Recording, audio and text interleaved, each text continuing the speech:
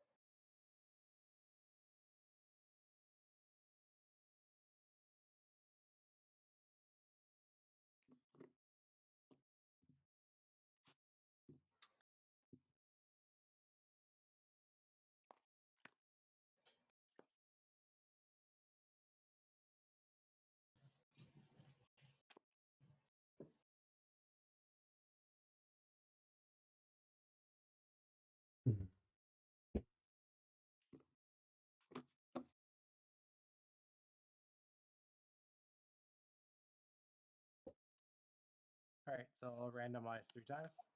Sounds good. Yeah. What sort of power level of game are people playing? I'm just curious. Or like, Mine's around like a 6-8. Yeah, I'm somewhere in that range. okay. I think my screen and at least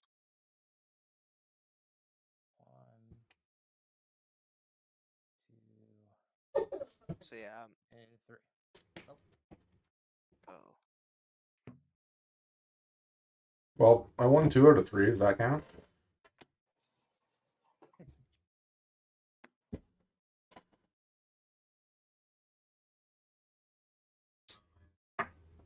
I'm gonna keep.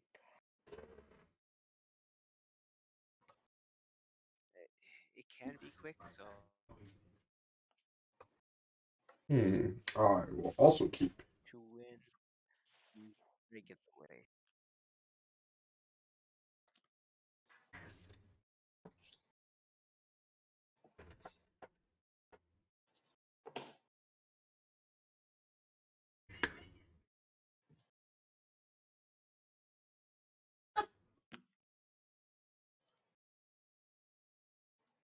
Again,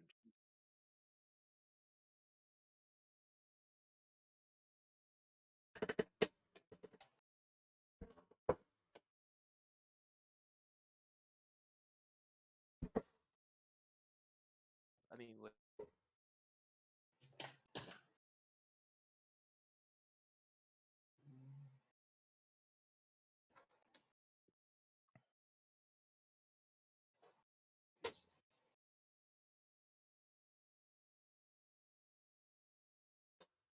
Glare is really bad.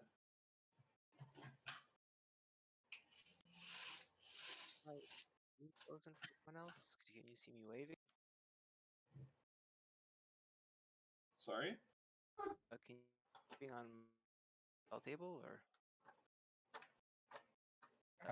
No, I can't. Your screen seems to be frozen.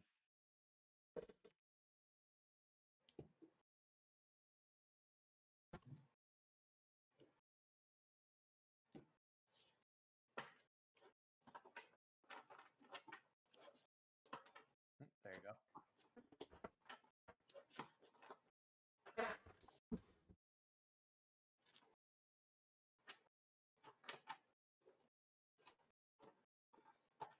Hopefully it sticks this time.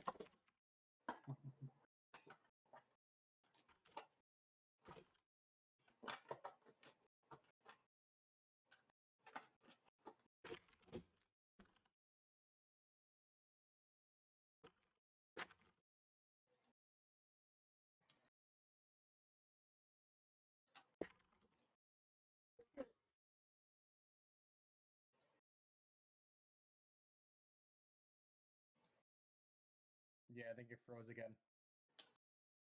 Froze for who? I guess for Alex, his hands are. Yeah, it's frozen. It's frozen for me too. So this camera thing, it didn't give me trouble before, which is so weird. But anyway, let me restart.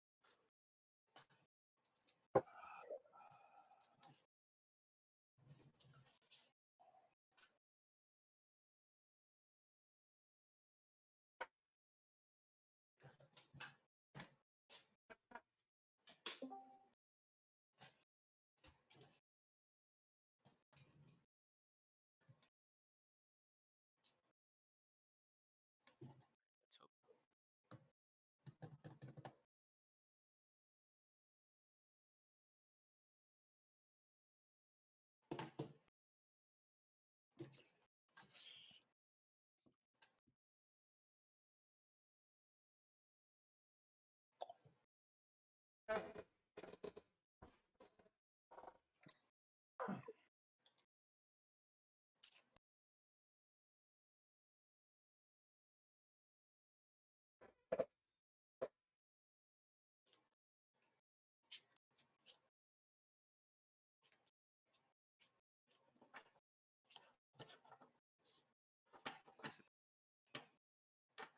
So, go ahead, and I will be back later.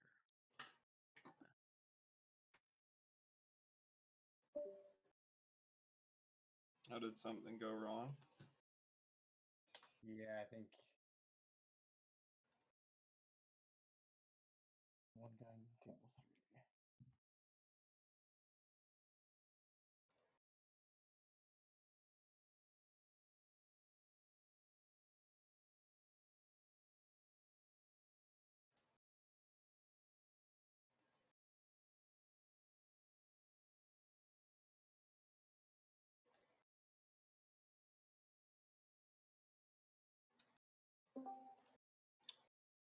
3. Hey, Oh, great. All right, I'll be on in just a moment.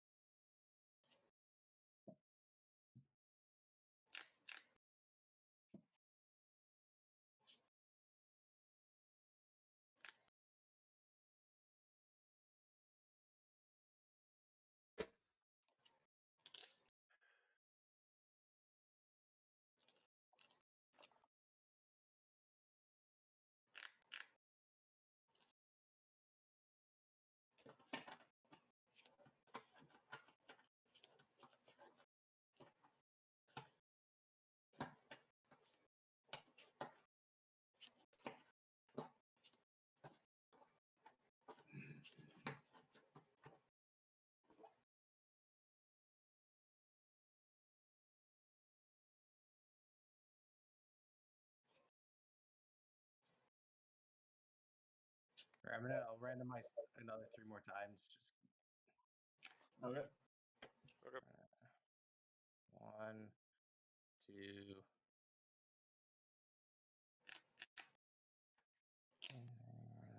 3. Hey, I'm okay with this.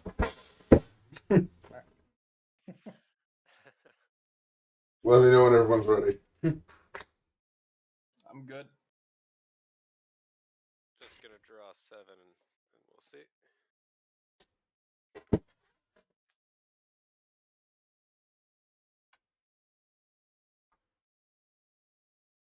Yeah, I'm good. All right, I will play this. Zeg, I'll try one pass. Oh, I'll draw. Draw. Oh, that was a. That was. Sorry. I should have drawn first. No, I would have. I drew a 1-drop, so I would have played something different. It's fine. Okay. It's fine. Mistakes were made. I'll make up for it next turn. Overgrown tomb tap. Go. Draw for turn. I'll play and crack flooded Why do I strand. feel like I just got passed over? Oh, wait. Oh, I'm sorry. Sorry about that. So it's okay. I'm gonna make the comment. I was just confused. I'm always confused by this layout. I don't know why. All right, go. Flooded strand to get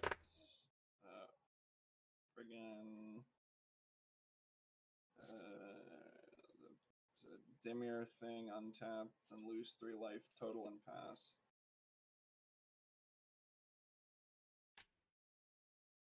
All right, let's go with command tower and an exploration Cool. and a windswept teeth that I'm putting away. I drew the exploration last turn. I would have played that first. Makes sense. Yeah, for the extra land would have been nice, but it's fine. I'm gonna grab a basic forest, and before I shuffle, I'll just cast the 3 visits.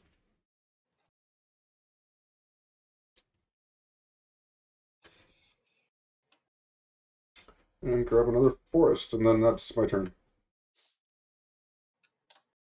Draw. I will do command tower tap for 3 visits. I will go and grab one of the triomes.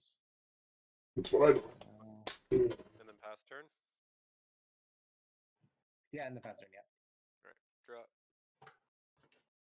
Like how 3 of us have already found command tower. A mountain, and I will sadly pass turn. I'll play brainstorm. Yee. Those are less than good.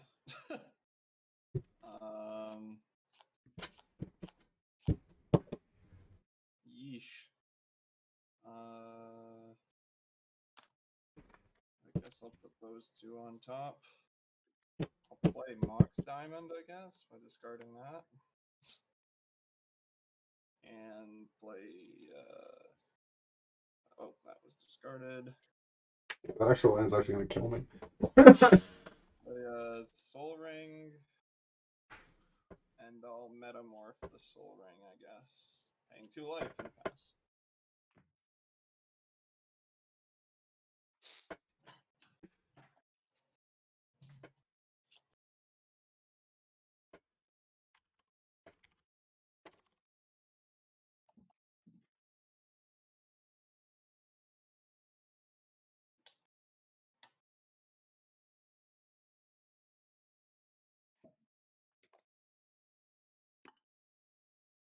James?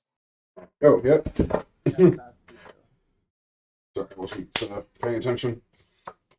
All right. So, first land with an Urborg and Golos.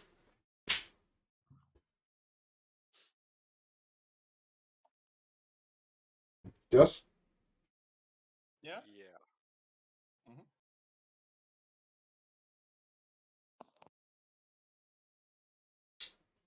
grab this land. Start making some zombies on my next land drop.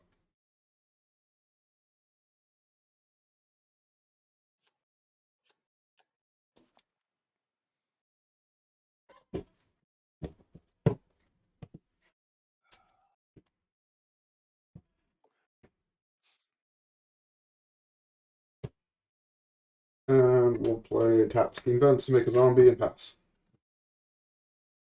Cool. Untap. Draw. Will play Sea of Clouds. I will tap all 4 for a Smothering Tide. Yep. Okay. And I will end turn. All right. Draw. Play a plains. Tap 3 to play a sculpting steel as a copy of the Soul Ring. Cool. Did you pay the 2 for drawing? No, you can have the treasure. All right. Pass turn.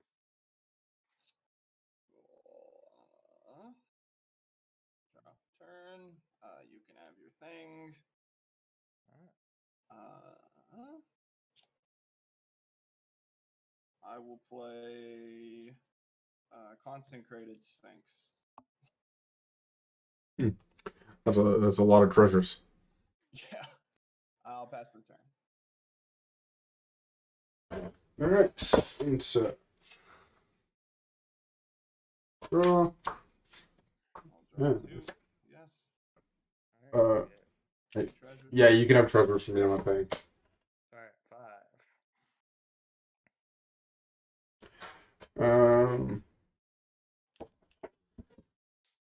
Let's see.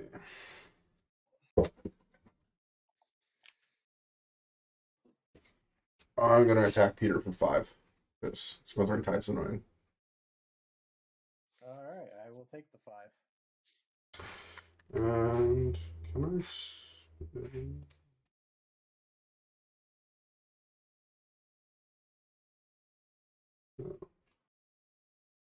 Black, white, red, green, other. Yes, cool. Spin goes.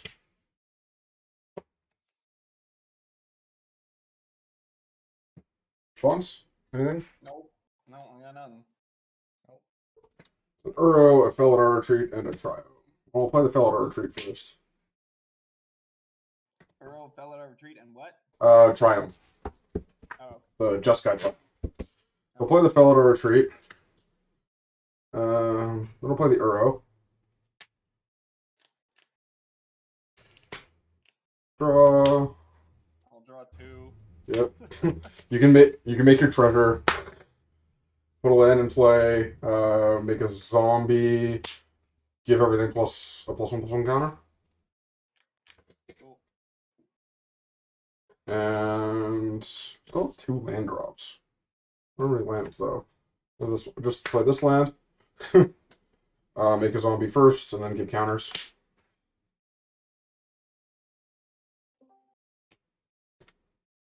And pass turn.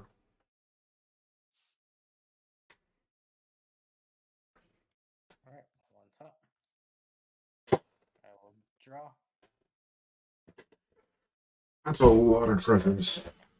Yeah. So you're gonna draw 2, right? So Yeah, I'll draw. 2 more treasures. We're past the point of The, whatever. Past the point of the treasures mattering.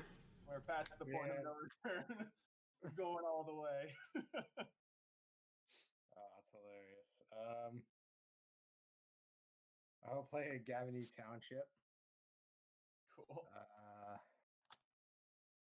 I'm gonna take out 5 treasures, leaving me with 4 to play in Ishai. Cool.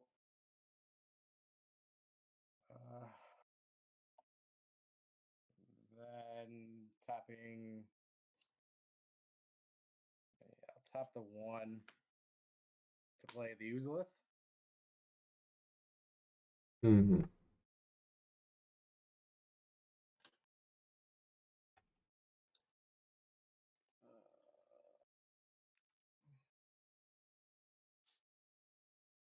Ozolith is the weirdest card ever. It's It just is like the card pretty cool. literally lies about what it does. It's like you may move whenever a creature dies, you may place its counters on the Ozolith. I mean, I suppose it's not a out and out lie, but it's more like you get a copy of each of its counters on the Ozolith. Is what it means. Like Ozolith doesn't actually move the counters around; it just No, it gains counters. yeah, it's like It's the same as Rayhan. Yeah, it's basically, like, but it doesn't say it is. It says put its counters on the Ozolith, which I suppose is just shorthand for each counter that it had, blah blah blah of whatever type. Put Put that Yeah, many pretty on it. much. It's not as bad as some of the old cards. Oh yeah. There's definitely worse cards out there. Someone, Yes. I don't remember who I was playing, but someone's like posted last week a flowchart for a card. Chains Mistopheles probably. Yeah. Yeah. Oh yeah. That that's is the one. that is the card that requires a flowchart. I still think I always die on the hill of defending chains as not being that hard to understand. It's not that complicated until you add like other replacement effects. Yeah. All right, I'll end turn. It's also funny to me that they basically Right. adopted chains wording for a shitload of stuff. Like, so when Josh or Shore draws, I'll draw 2. Yeah. Do So you want me to pretty do much you the get drawing? 3. Yeah, just create 3 treasures.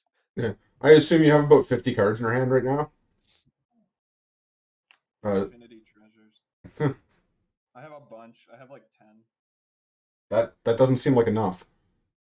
This is where I'm trying to figure out if I should, in a way, deal with the smothering tithe. Because you're just ramping the hell out of Peter. Kinda. I feel like Like I have 9 lands in play, and I don't feel like I have the most mana. Yeah, James. but you have a horde of creatures right now.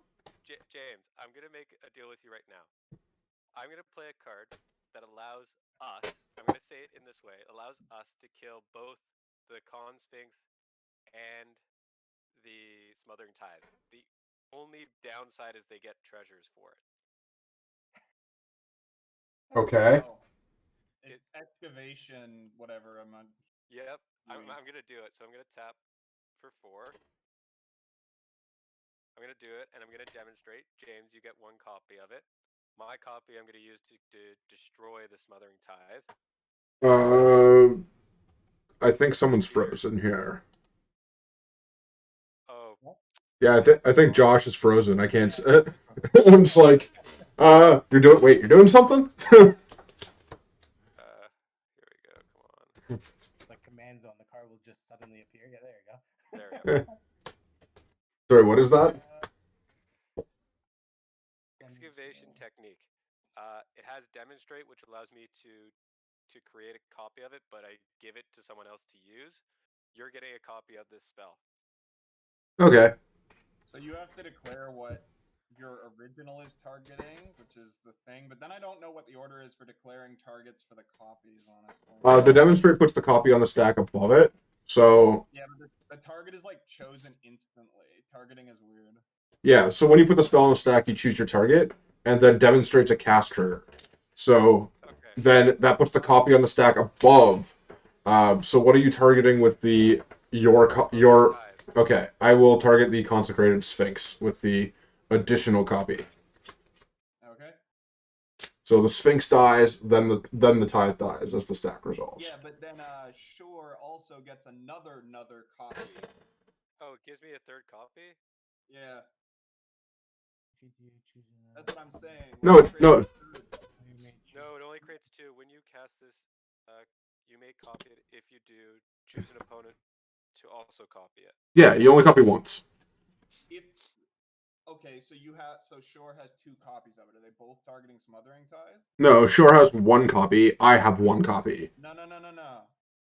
Oh, demonstrate makes 3 total copies. Yeah, there's 3 of the spell. So the third copy will destroy my own sculpting No. steel. What? There is No, no you third can copy. target an No. It's when you cast this spell, comma, you may copy Yeah, it, period. If you do, comma, Yeah, you you're choose an opponent to also copy it. you're right. That is 3 copies, so Shore can use his second copy. You don't have to blow up your own thing. You can blow up. I something else. want to because I want to create the 2 Okay, yeah, treasures. that's true. Okay, as long as you're doing it. Yeah. You're fully aware. Yep, you can do that. Yeah, I'm fully aware because I want the sculpting steel in my graveyard. Okay. Yes. And then I'm going to use the 2 treasures and my 2 planes to play my commander Osgir. Yes, because that way you can make copies of the sculpting steel. Yes. How many treasures does Peter have? Enough. Nice. Yeah, so the Sphinx is gone, the tithe is gone. And the sculpting steel is gone. How Yeah. many treasures do you have? Sorry, Peter, I couldn't hear you. 9. 9. Okay. Oh, jeez. You also get 2 treasures as well. Yeah. And Everybody who got something destroyed creates 2 treasures. Yeah, I know. Womp womp. No treasures for me. Use this ring and this die as my treasure tokens. All right. I will pass turn after that. All right. I will play. Clearwater Pathway. Play Mana Crypt. I'll get a Okay. counter for my Ishai. Play Monolith, I guess. I'll get a third counter. True. This is just dumb. I drew into like all the fast. I'll play Lotus and 4 counter. That is so much mana. Ramp these. But I'm the ramp deck. Jesus. 5. I'm the ramp deck and everyone has more mana than me. That's not right. I'll play. I'll use Jeweled Lotus and Monolith to play my commander, I guess. That's everyone mills 4? Yeah, and it's Panharmonicon, so. Oh, I'm like, everyone mills 8? or I'm casting the commander. People can respond if they want.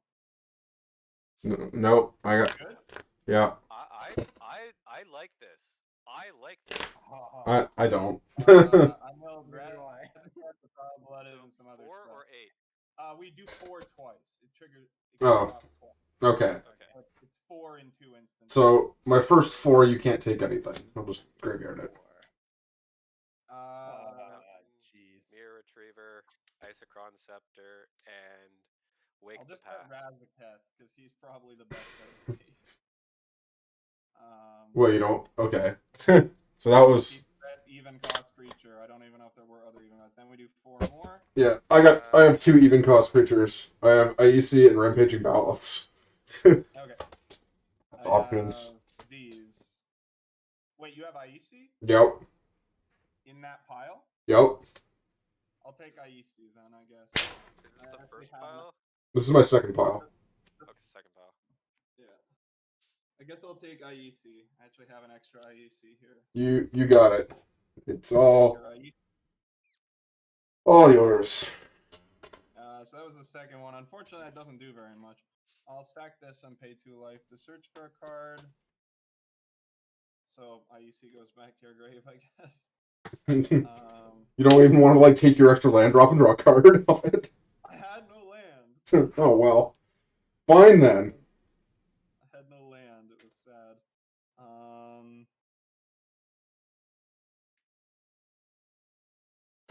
Alright, now the question is, can I find some land drops?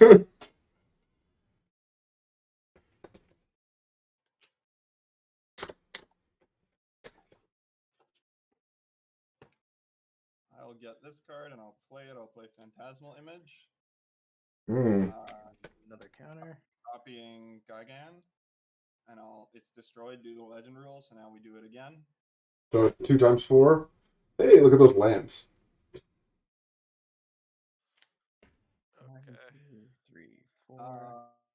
Get Tidespout Tyrant. Oh, Zingeta. And Master Biomancer. Are we all just gonna mill out this turn? Because that would be hilarious. I think so. Is that really just it? Possibly, yeah. I wasn't, or most likely, yeah. So and then the second set of 4, I've got a Muldrotha. I'll grab Stunt Double, and I'll use it to copy my commander. I do have a Bosch. No, I'm gonna use Stunt Double to copy Gigan and sack Again. it. So another set of 4. ×2. Yeah. Or no, or yeah, 2. Yeah. So another set of 4, one more set remaining. I'll play Nightmare Shepherd from among mine. Oh, that's fun. Yeah. Final. So one more set of 4. Get Sakashima of 1,000 Faces. I was gonna say I have a ancient stone idol. It's a 12/12. I'm taking Sakashima because he triggers Panharmonicon 2 more times. Okay. Yeah, I think the idea is we're all gonna get milled out very, very quickly here. All right. Another 4. Another 4.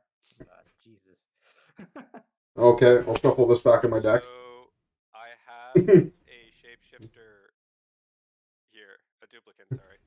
No, I'm gonna take Evil Twin. Yeah, I'm shuffling my Nexus of Fate back in my deck. So good luck milling me out. I think I will. Yeah. All right. So there's now 3 triggers left. Yeah. All right. Okay. This is the first of the 3. I have a Steel Hellkite and a Sun Titan. I'll take the Sun Titan actually. Oh, because that brings back Phantasmal Image. It does. It brings back something. I'll actually just bring back a couple other cards. I'll bring back a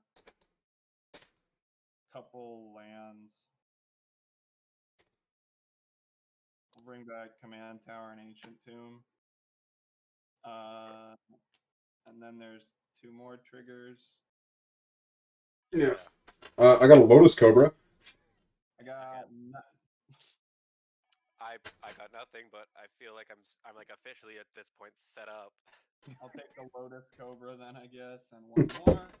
So final. I got nothing. Never mind. Nothing. But I do have a massive graveyard, which I kind of like. I can escape my Uro now. I wish I had a way to like infinitely activate Osgear now. I'll play Dark Ritual. And I'll use Tidespout Tyrant to return my Mana Crypt to my hand. And replay it, returning Soul Ring to my hand. And I can just tap my rocks to make infinite mana then. Because Tidespout lets me return them to my hand, all my like rocks that tap for more than they are, and then I can use Arcane Signet to fill it into colored mana. Right. And then I can make a copy of Tyrant and just bounce all your boards, so you just lose. Okay.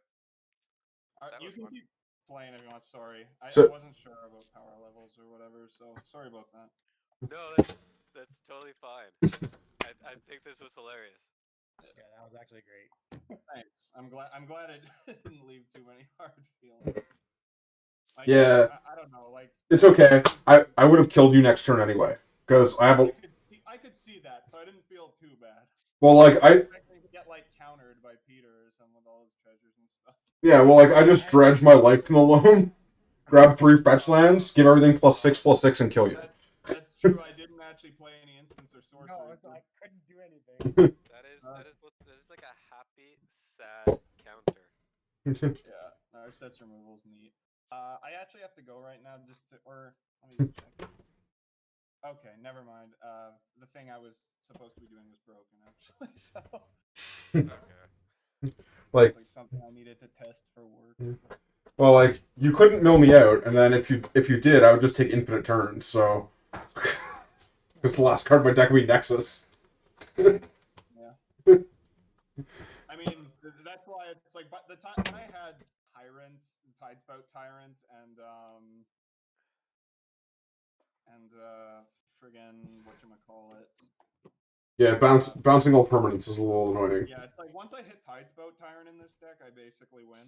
I just like honestly, I'm trying to make this more like I'm still just testing it, but I'm hoping I can make it pretty powerful in the long run and then bring it out. I don't know. It's a fun deck. I like mill reanimator decks. Yeah. I like Godzilla, so I really like Gigan as a card. I feel like I play such a different mill. Yeah, I mean, like it's like clone mill. It's like a weird thing. Well, it's basically it's almost a legacy deck, right? That before the companion rule got changed, like Yeah, I was thinking it still might be worth. You could run him as a companion with like Sakashima and like Tormod as your commanders, but having to run even CMC stuff, plus like at higher power levels or whatever, if I want to try that, like being able to jeweled Lotus to drop his cost by 3 is huge. So What is it? No, but if you want to like down power it, you can do that, right? yeah, I mean I could just remove some of the fast mana and stuff like that. well, like yeah, I mean, I feel kind of bad because Oskier, I think, is Oskier like have you tweaked it? I guess. I did tweak it. I put in a KCI. I did for fun. I did an Isocron Scepter with Pull from Eternity. Oh, that's funny.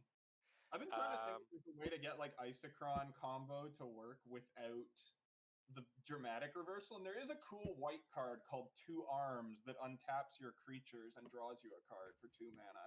It's an instant. It's Two Arms. oh, that actually sounds really good because I was like trying to figure out a way Yeah, to. with like Ossigear, you could like probably go positive on mana via like I don't know Literally if you could turn a for scroll. 0 mana, if I have one of the artifact lands in there, plus I have the Rings of Brighthearth,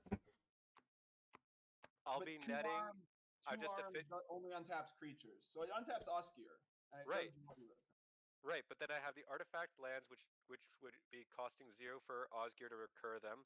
I have Rings of Brighthearth, which means that I can make 4 instead of 2, and then I have the Diacron Scepter to continuously bring it back, and I can just infinitely make mana. Yeah, Two Arms is pretty cool. I've already figured out like somewhat how to break him, and then I have like a small KCI infinite mana thing, but it's like requires like 5 or 6 pieces to work. Yeah,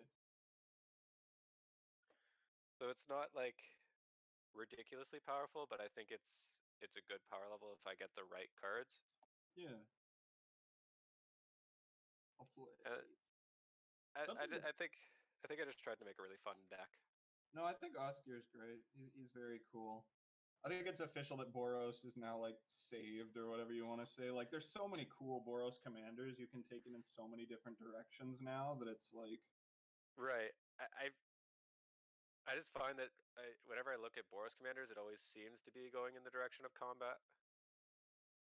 well, they said that for a long time, and like that was like the idea, but then people got annoyed, so they like changed their tune on that. But this still feels Boros to me.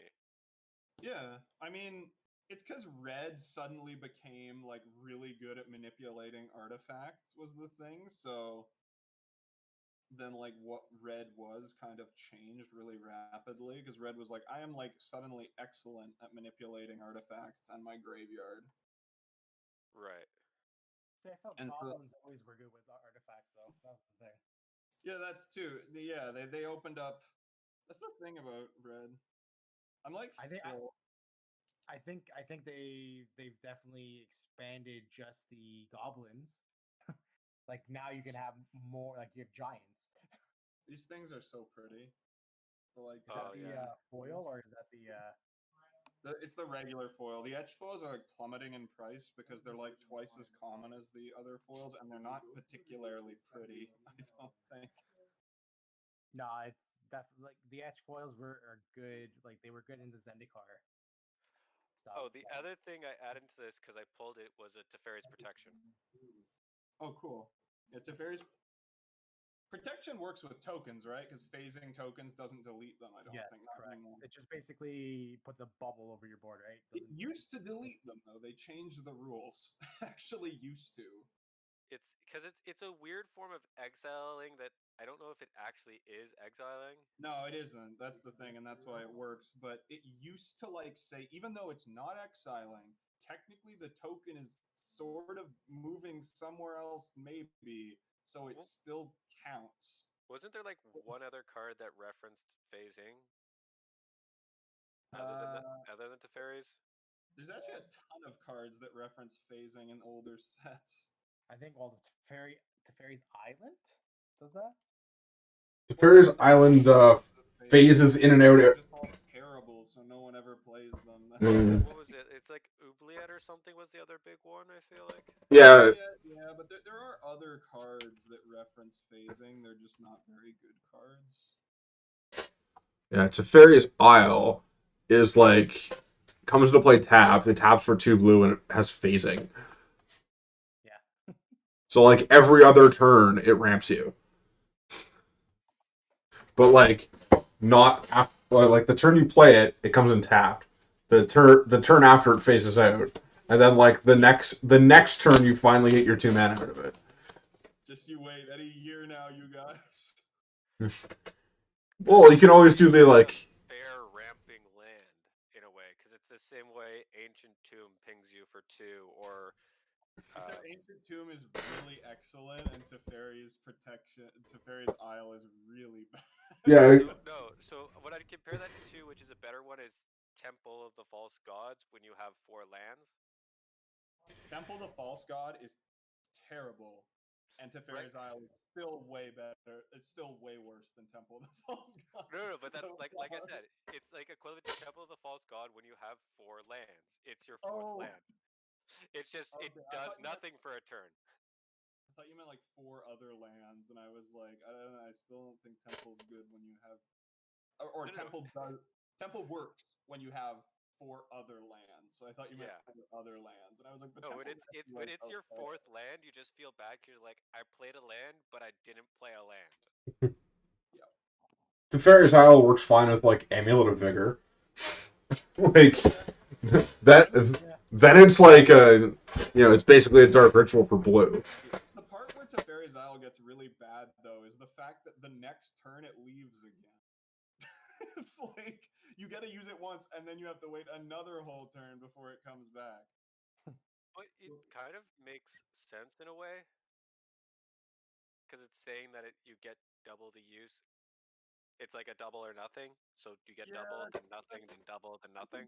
sort of get behind that, I guess. Yeah, it's like I get what you're saying. The problem is that you have the first turn you play it, it's nothing, and then the next turn it's also nothing, and then the third turn it's double, and then the next turn it's nothing. So you had like 2 consecutive turns of nothing in a row when you first played it, which is a pretty hard sell. Is the So if you were playing like a green blue deck with um, like if you had Seaborn Muse out, then I'd be like, whatever. Yeah. yeah Untaps. It's just if you have no way of untapping it, yeah fair enough. and then you feel like this is sad. Yep, very true. Very true. But I feel like there are definitely cards that could allow you to break something like that, where it because it can tap for 2. Yeah, quite possibly. Here, sorry, I was just tweaking this deck a bit to try a couple of new cards. I hear that. I have like a small stack of cards that I'm ready to put into a deck, but I don't know what I'm gonna switch out for them yet. Mm.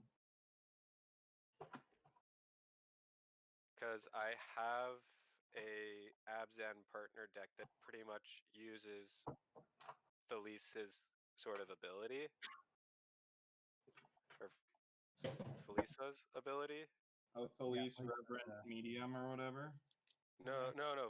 Felisa Fang of Silverquill. She's Oh, very new. Celestia, yeah, or yeah.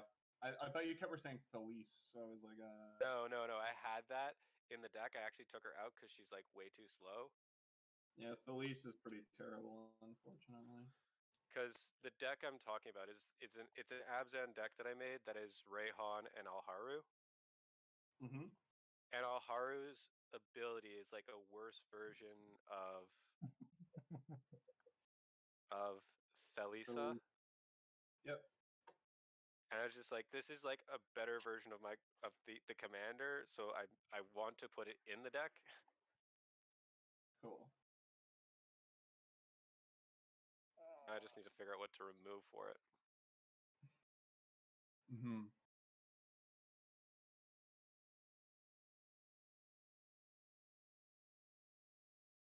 Oh, I have Emoti, who is fun. Who the hell? Multi. Ooh, Oh, Cascade on big creatures Nice. or big spells. Mm-hmm. Did we want to shuffle order or whatever? Or Yeah, sure. So 1. Oh, that didn't do anything. 1. I also don't know if it's because like they came from Yes. Japanese booster boxes. These two The foils guy I couldn't got, but get the there's grass seed. zero curling. Okay. Like, flat Yeah, as the so- board. There's no other like So- grass seed options that you can just substitute. No, like he's not allowed to get it Oh. My Yeah, idea, they're, yes. I bought 4 boxes of Why? Commander. because it's not essential. But Commander it's Legends, yeah. delivery? So the 2 that I Yeah, got from my no, he said they OGS won't allow him. were He won't from sell the Japan. grass seed. Like they weren't printed in That's the US. what he said. But I can get, But but he the can get ones the that I four. got that were printed in the US from 4-1 Games. Okay. Yeah, That's really weird. I know. I But managed sure. to get this is like a Whatever. English card. I managed to get most of the Anyway, curling out on of his it by way. first putting it in a Okay. chamber with like wet tissues. Mm. Yeah, And so I have then afterwards, very quickly taking it out and ironing it a bit in a towel. So 'Cause, like- I have to ask this question because I don't know if the card is cloudy or if it's just the way the art is. If It's that's the the foiling. foil thing, it's the etched foiling treatment. No, I think that's just the regular card, right? This is the regular Osgear. Yeah. So I a think it's lot of the just cloudy Commander because- decks have terrible foiling, and a lot of people have noticed it. It's a quality control. Okay, this was like This Commander Legends where some of the foils were just super cloudy. Yeah. Yeah. So like I have. Do I have the? It's because Wizards is like, we realize that commander cards don't fucking matter in terms of quality because they're not played in tournaments. So yeah. Well, that's all other cards. Except for all the commander cards played in Legacy. Of this. Oh, the hard card? Yeah. The, So that, like the cardboard version of my commander. I'd rather have What's the on the back? jumbo like What's on the back? version. it's the It actual. looks like a regular magic card. It's a regular magic card except for super thick. Because So no one liked the old version. So No one played liked the jumbo card. Yeah, pretty for much. Got resounding feedback over and over and over again that no one liked them. Well, so no one like, really cared because it was just an extra thing they were throwing in, right? well, Yeah. so that extra thing. So the actual Commander cards that come with it were supposed to be meant for their Wizard tournaments. So you buy in, they give you a starter deck, and that oversized card is your Commander card to show. Right, and that other little Okay. card is if you have to shuffle it into your deck. That's what the little card is for.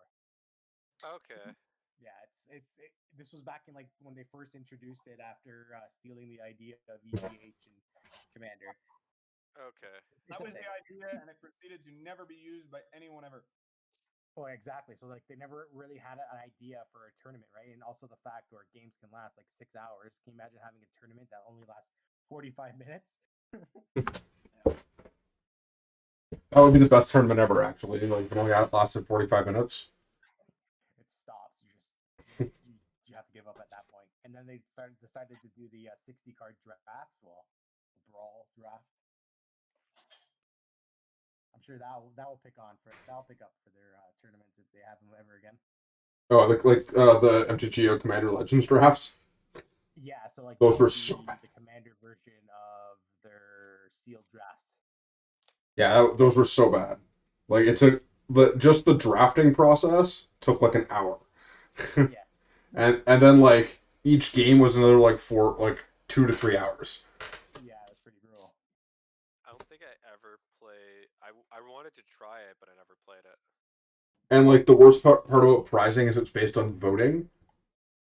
So like you could play your like 3 pods. You could win all 3 pods and still not walk away with enough play points to like draft again. Yeah. So like, did you guys see what they wanted to do for LGSs for Commander Night? What? So they wanted to do like a point-based system, almost like Commander Versus, and like Okay. they had a preset of stuff. Like, so my LGS, I'm pretty close with the owner, and he was like, "Oh, you think you want to run this for me?" And I looked at the ruling, and I'm like, "This is terrible." It was like It sounds like it. it was It sounds pretty like brutal. someone just like thought it up in their spare time. Yeah, Just it, like hearing you say that.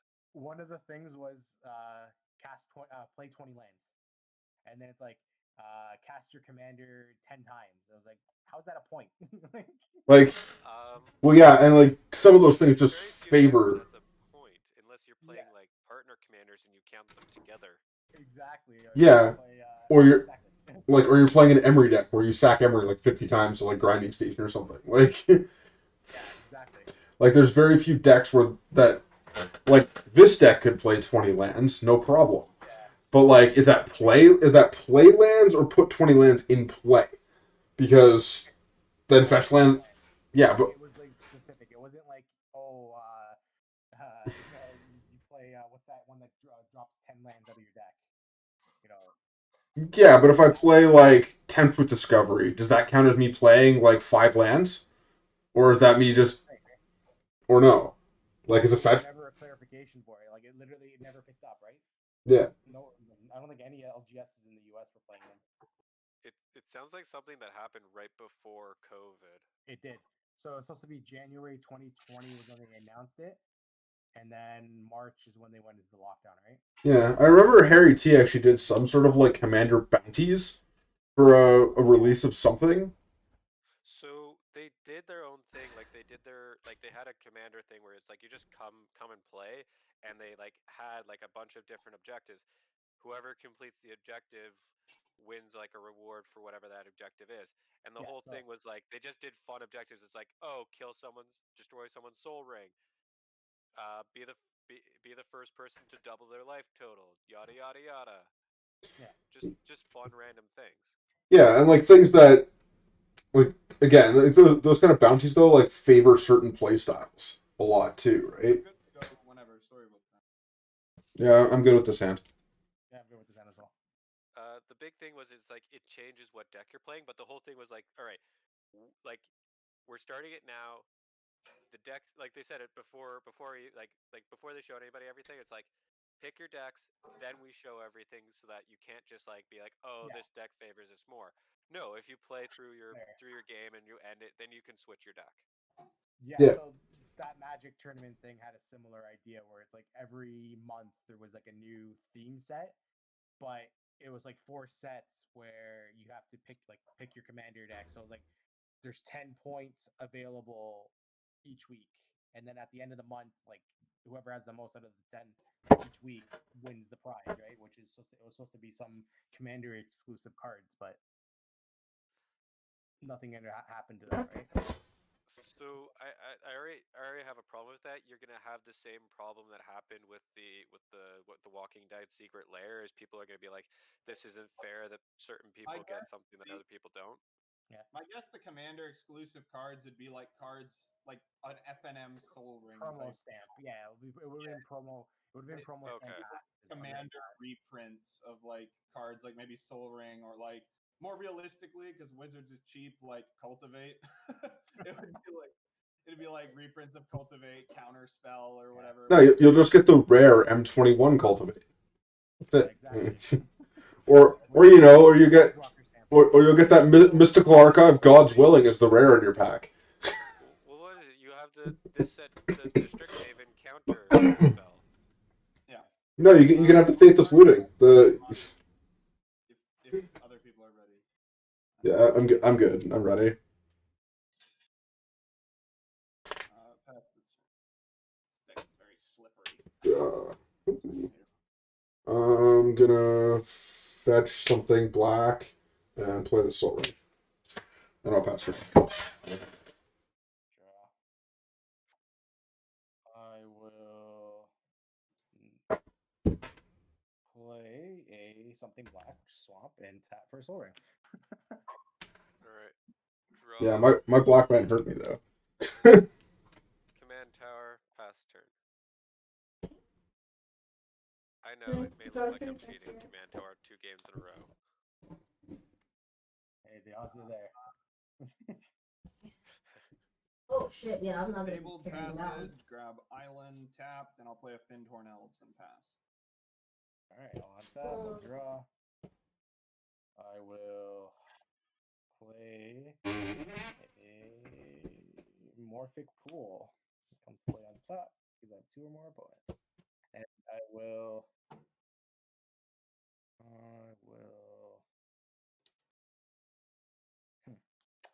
I'll tap for an island.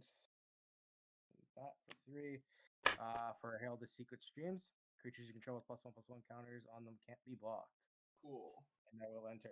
All right. Did my turn get skipped there? Oh, it did. Yeah. I was like, that seems like a lot of things. You may not want to do that after I. I'll go this Scribbland and Template Discovery. Who would like Lance?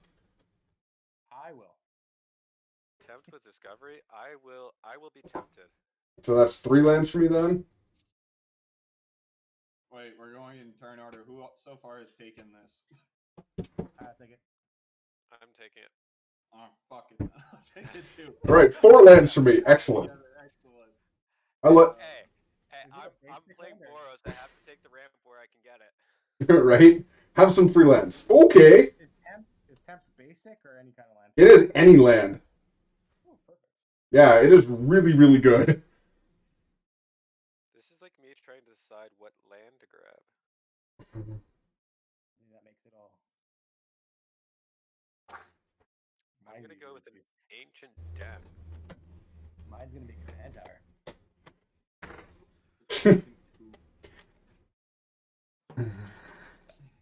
And they come into play tapped. Mm-hmm. So I'll take a Indatha Triumph. Come into play tap? Yes.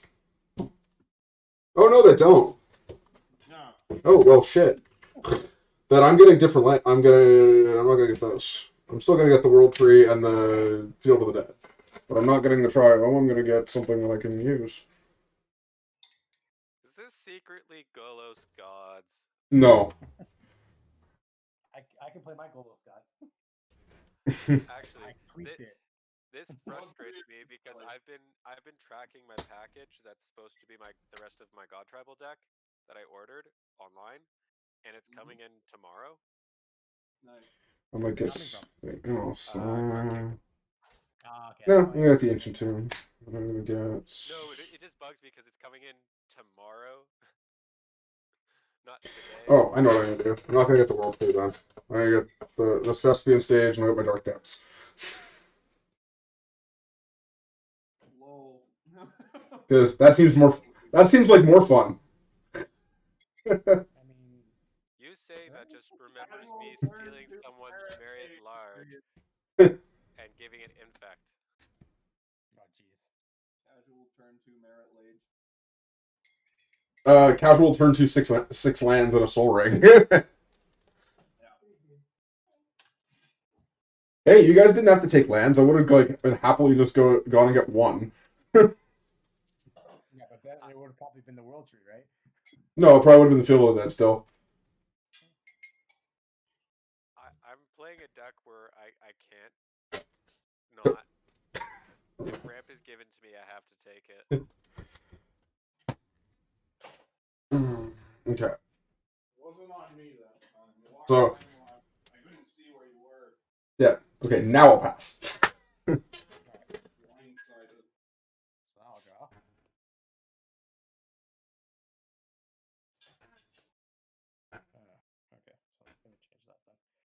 Morphic pool. Or that at least. Um,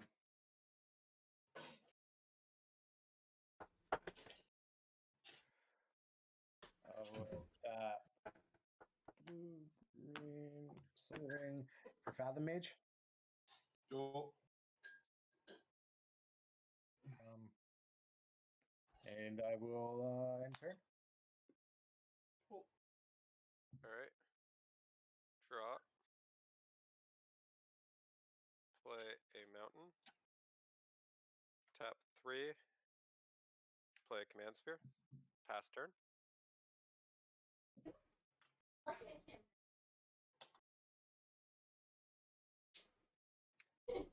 Oh, sorry.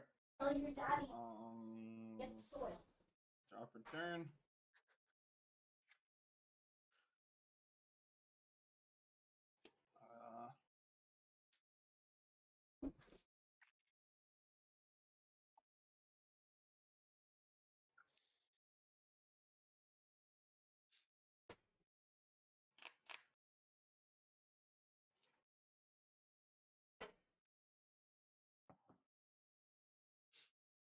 Play Trinket Mage.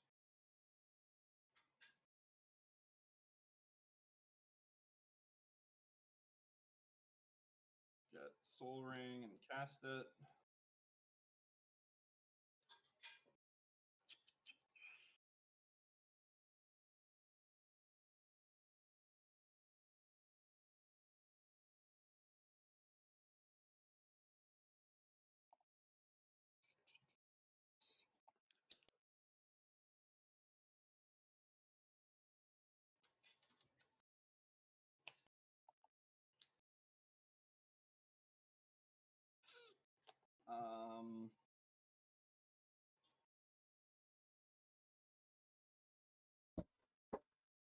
And I'll play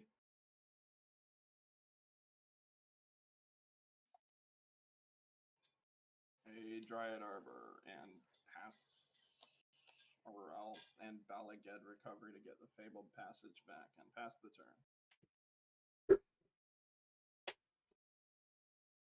Yeah.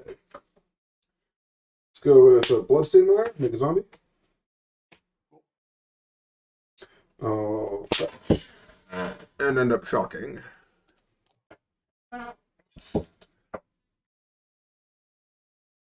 So also make a zombie.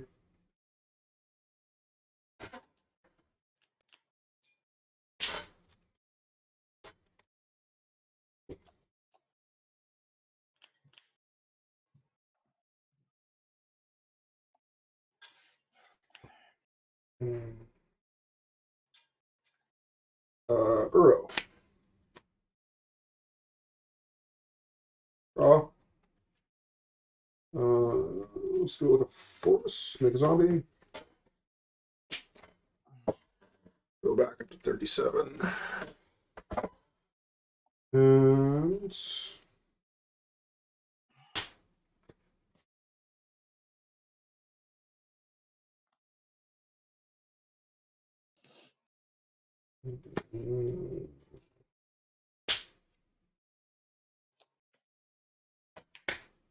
five Golos. Now I'll grab the World Tree and make a zombie. And pass turn. Alright, thumbs up. Draw.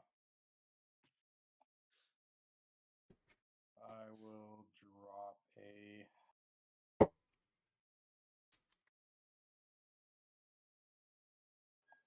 you know what? I'll drop a Saga Traum. I will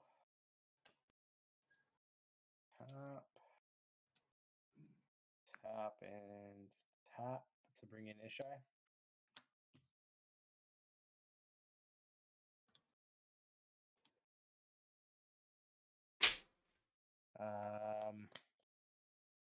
And I will end turn. All right. Untap. Draw.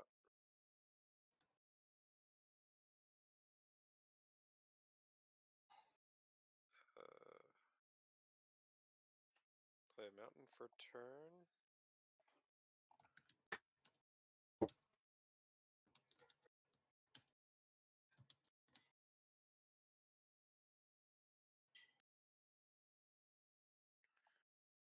Tap 3 to play Lasheel. Clockwork Scholar.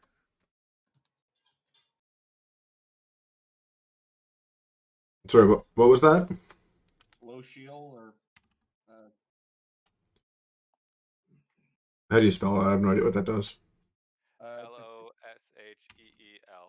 it's a Got white it. and 2 for a 2/4 Elephant Artificer, I believe, that says attacking creatures you control, attacking artifact creatures you control can't take damage. Yeah. And whenever the first artifact creature ETBs under your control at each turn, you draw a card. Okay. I think it's 2/4 unless it's a 2/3, but I can't The remember. 2/4. 2/4. Yeah. Mm-hmm. Okay. All right, I will put a counter on my shy.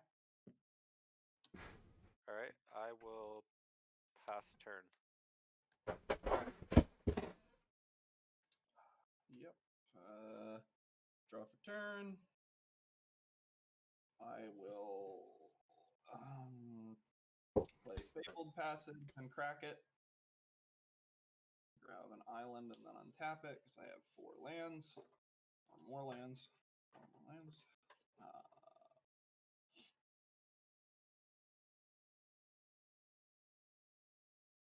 I'll tap to play Emoti. So I cascade. Or I actually don't need to tap this much. Soul Ring's untap. So I cascade. Hit Brainstorm.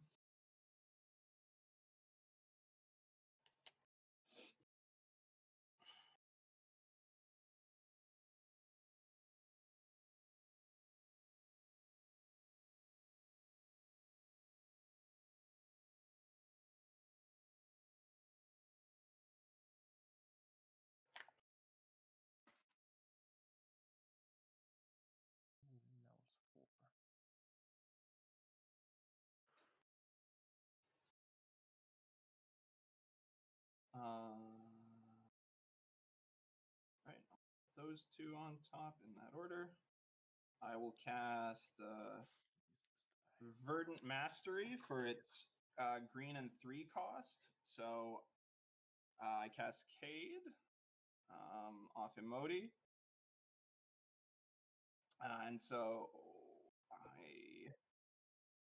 I cascade 1. I'll hit Rhystic Study off that and play it. And then Verdant Mastery will resolve.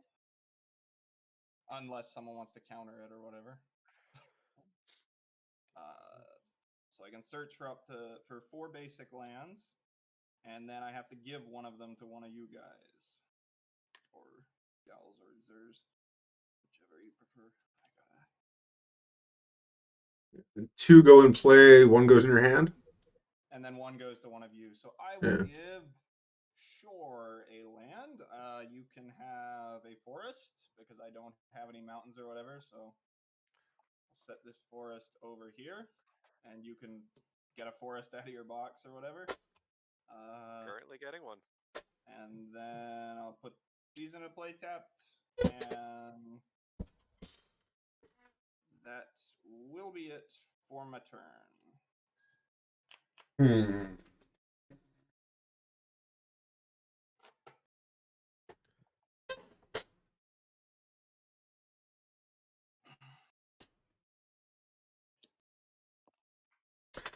I think your forest is tapped, but if that matters, yeah, it's tapped.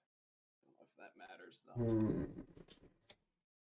All I Remember can when say I is first thanks saw for Verdant ramping. Mastery, I was like, this is so terrible, and then I realized that it was probably a card I would want to play in Emoti, and then I was like,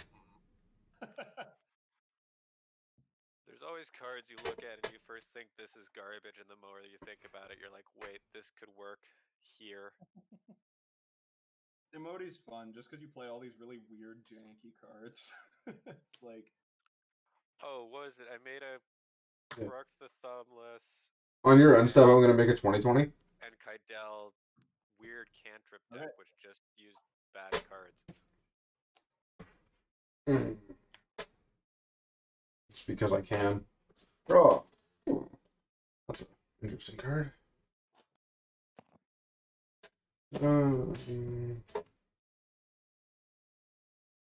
Let's go with Eternal Witness. Okay. I'll get back Temp with Discovery. Ah. Counter. Oh no. More lands! More! I need all the lands. We'll play Temp with Discovery. Who wants land? Are you like giving people lands? I will take a land. Oh, we're 10th with Discovery. Yeah. Yeah. I will gladly take another land. Okay, so that's 3 for me. Fuck. I'll take a land because It's 4, yes! That's 8 lands for 8 mana. That's the best. That's the best I've ever got. Maze of Ith or some shit. Oh, that's good card. I should put that in the stack. What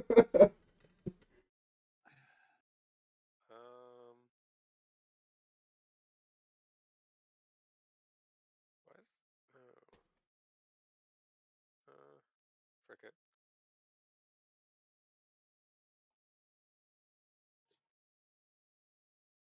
Are you paying 1 for temp? Because I have Ristic. Oh, no, you can draw a card. I guess I draw first then, so I'll take the top card. Reflecting pool.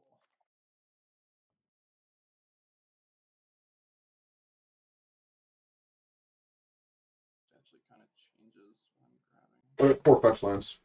Make 4 zombies. Ah. Yeah. I'm gonna get myself a Temple of Epiphany. I will scry one. I have 4 zombies, but can't accept. It's okay. All my lands are soul lands anyway. Or rainbow lands, or whatever you want to call them. Rainbow lands, yes. They're all rainbow lands. Yep. Good old World Tree. Tap my fetch land, add mana. Yep. And it's the second effect that I don't like. What, the make zombie? No. The other on the world tree. Get all gods. Oh, the World Tree is just mana fixing. There are 0 gods in this deck. Good to know. World Tree is just pretty good. Yeah, it's just like it just makes my mana perfect. Just to fetch it with Golos.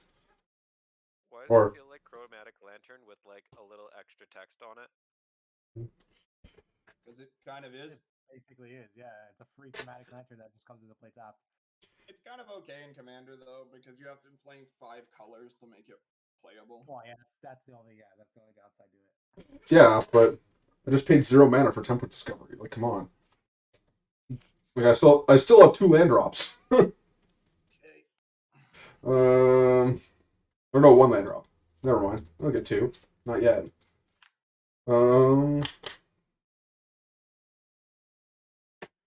I'll spin Golos. Taking 2 from Ancient.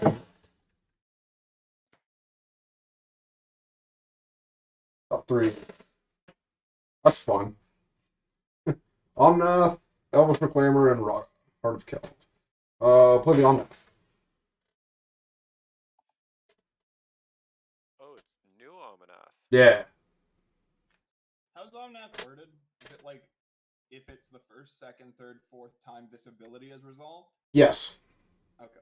So it doesn't look at land drops before it ETB'd. Correct. No. Yeah. So Omnath, That's trigger, draw. That's also interesting because if you stifle it, it means that it also would still do the first one again. No, it would actually do the second. It actually does. Yes. Because it's the number of times that this ability has triggered. So it yeah, it so triggered or resolved. Triggered. Okay. Are you Yeah. paying 1 for Omnath? No. Okay. I'm not going to pay for Ristic Study. Okay. I'll play the Reclaimer, and then I'll play the Rada. I'll draw. Is that a Rada? That is. It's like a Enjoy looking at the top of your deck. call it Courser Crucifix. I do enjoy it. Well, except Courser is face up. This only I get to see. Everybody sees Rada is actually so much better, and I feel like it's a low-key card from that set. Well, it's also 2 colors, which means it's far more limited where you can play it. I'll play this land, shock myself. Trigger Omnath, gain 4 life.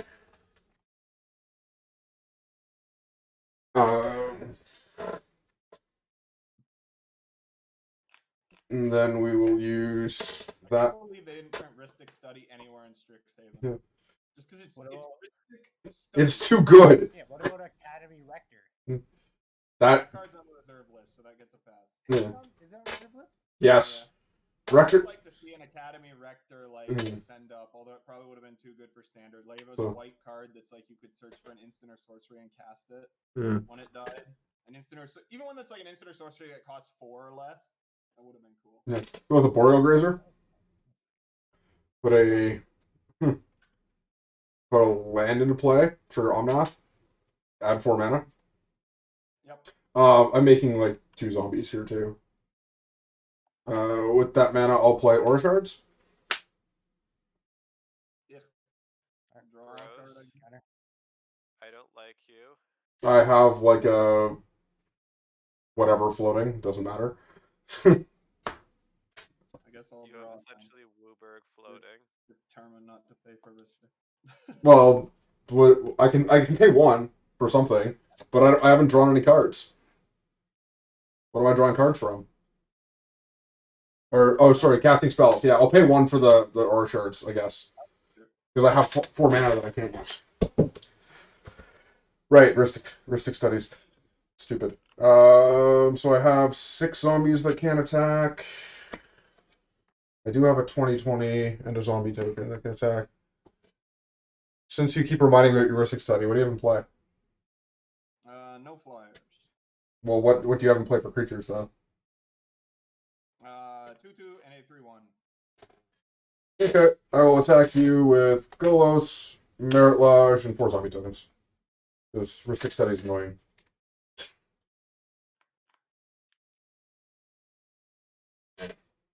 I will play Worldly Tutor. Sure. And then I will.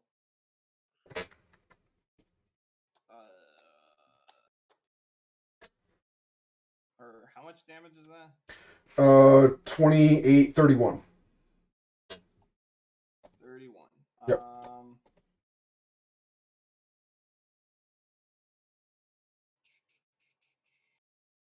Yeah, I'm kind of cheating. I saw the top card of my deck because you said you weren't going to pay for study. You did, and I put it back. Yeah. It's fine. I honestly forgot about the Ristic Study. But I just happen to have 1 extra mana, so I'll pay for it this time.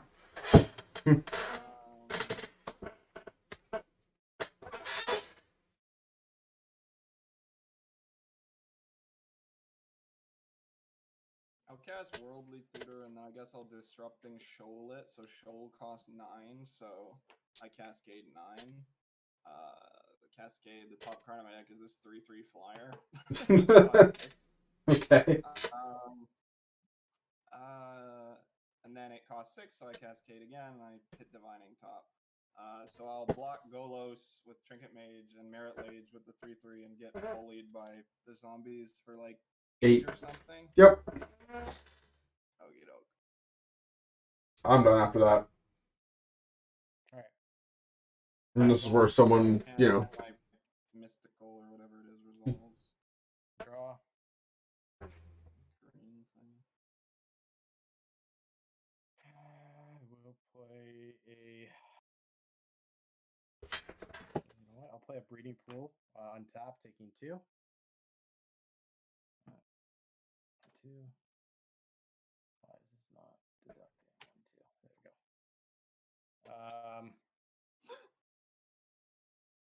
I will tap 3, 1, 2. Are you paying for the triggers on Ristic? No, it's all yours. Okay. Tap 3 to play Ran. Again, all yours. So it comes in with 3. 3. So I draw 1. How many spells did you cast? 2. Actually, no, sorry. 1, 1, 1, 1, 1, 1. Doesn't that trigger your Fathom Mage? Whenever enters the battlefield with +1/+1. 3. No, because its power and toughness is 0 before it enters. Is it? Actually, no. Yeah, you're right. They had the replacement effect, so it would work. So you've Yeah, only it cast does. a spell this turn? Sorry? You cast one spell? I cast one spell this turn, which is Okay. my Ran. I'll then.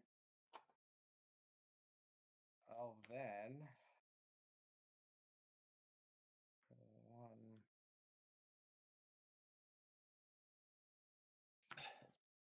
So for 5, I'll play a Deep Glow Skate. Yee! Jesus Okay. Christ!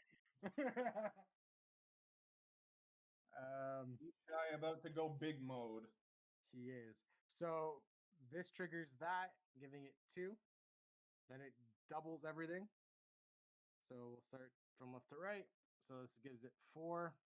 So you draw This goes 3. to 24. That's a big boy. 24, and then 6. And then however many you want to draw from Fathom Mage. So whenever it's a +1/+1 counter is put on Fathom Mage, you may draw a card. So I will draw.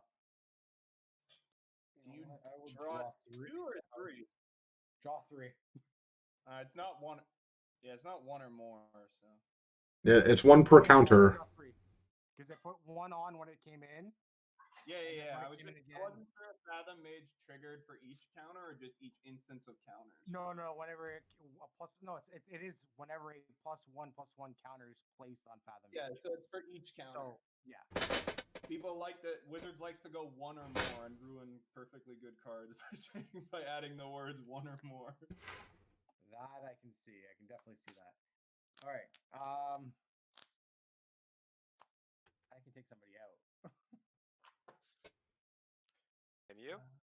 Yeah, well, I can take one person out with this. He shines like a 5, He's a 25. 25 flyer. All right. You know what? The land deck does scare me. So I'll enter battle phase. I'll swing Ishai at James. I'll block with my Boreal Grazer. Flyer? No. That's like the second time our Boreal Grazer. Yes. 0-3 reach for the win. Damn it! A Boreal Grazer, the sneaky card from Standard that everyone always forgets has reach. Jesus. Okay. Yes. Blocked by monkey. No, it's a sloth. Yeah. Technically, it's a beast, but like it looks like a sloth. It's like a tiger sloth. Monkey. It has a tail. Sloths don't Sloths. have tails. Anyway, I don't know what that is. It's got Lemur, leather. maybe? Anyway, yeah. Either way, it has reach. Damn it. Okay, so yeah, I'll end turn. Yes. I live to have one more turn, maybe. Draw. Play a land. Mm-hmm. I will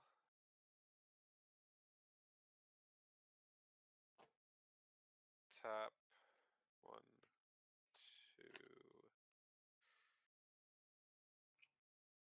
3 to play 1,000-year elixir.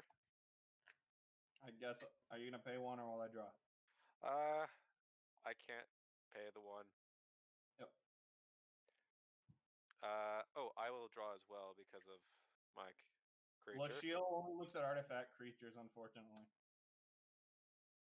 Yeah, it's creature. It does. Whoops. That is really sad. Alright. I'm gonna tap 4 to play Osgear. Okay. Then I'm gonna And I'm tap 1. gonna draw, I assume, off Osgear or whatever. Yeah. Okay. Alright, tap 1 to use Osgear's first ability to sack the Ancient Den to him. I will give my other creature +1/+0. Then I'm gonna activate Osgear to exile the Ancient Den and make 2 copies of it. Sick. So now I have 2 copies of the Ancient Den. You want to just use Ancient Den if you want? I mean, I guess it's a token. I was gonna say I think It's a token, and it makes a difference because I have the pull from eternity in the deck. Oh, true, yeah. I will pass turn after that. Nope. Draw for turn.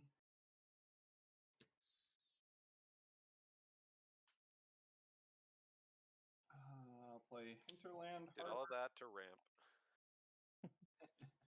Who needs to ramp?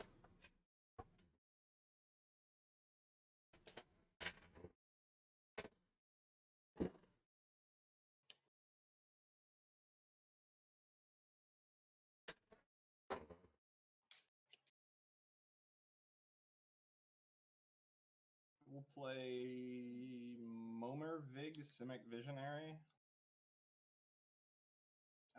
I'll play Llanowar Elves. So I can search my library for a creature card and put it on top. When I play a green creature spell.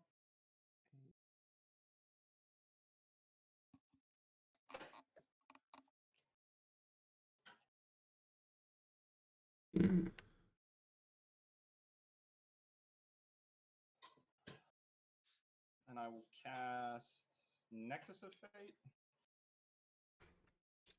I'll Cascade. I'll play Aisi, Tyrant of Gyre Strait, off the top of my deck, and I'll activate. So it activates Emodius Cascade and Momir Vig. So I'll activate the blue part of Momir Vig first to reveal the top card of my deck. It's not a creature. Is that an Echo Eons? Yeah, it just doesn't go anywhere, but then I'll activate the green part of Momir Vig to search for a green creature.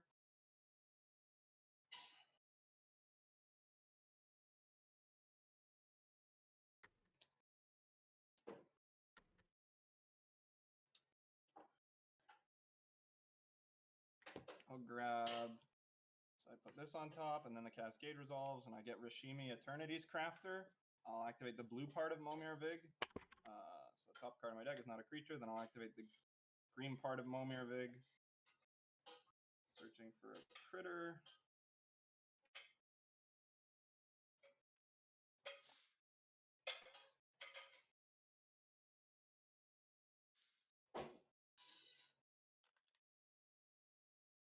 I'll get Nyx Bloom Ancient and put it on top of my deck. Although this doesn't actually fucking matter. Oh, I should have resolved it in opposite order this time to put Ancient into my hand.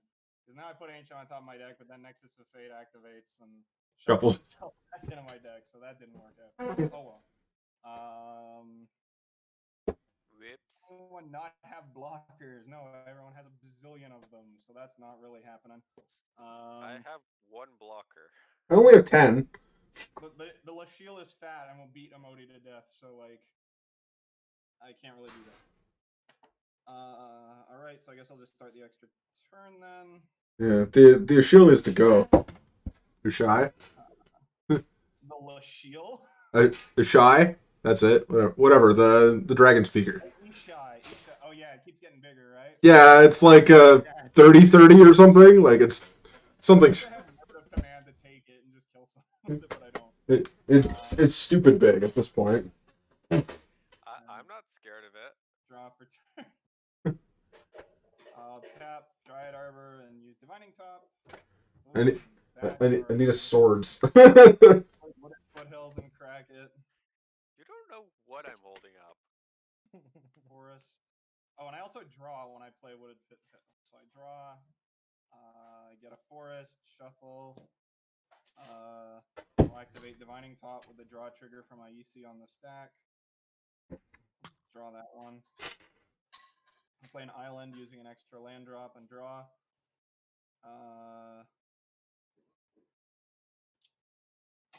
Need to get that stupid card.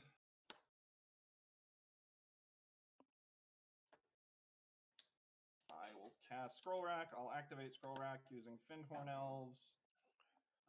I will put these on top of my deck and pick up 5. Oh, I need to show them.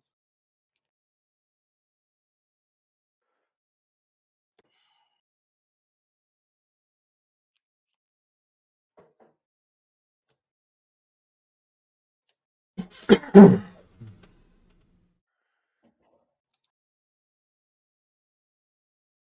will cast Arbor Elf and activate. Oh, I actually forgot Rashimi's trigger. I'll activate Momir Vig's trigger though. To go grab something with effect.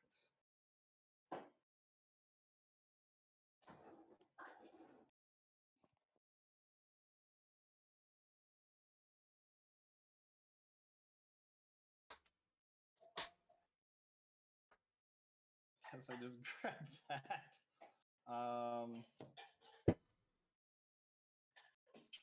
Put that on top.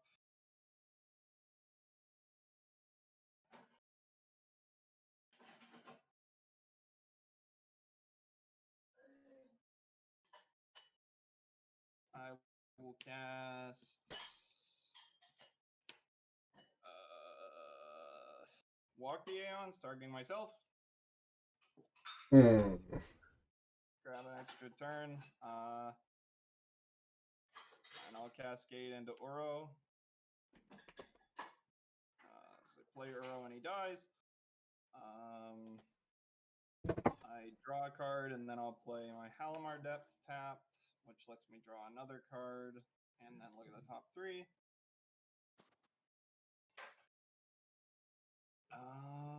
And then I will attack Shore with Icy, I guess.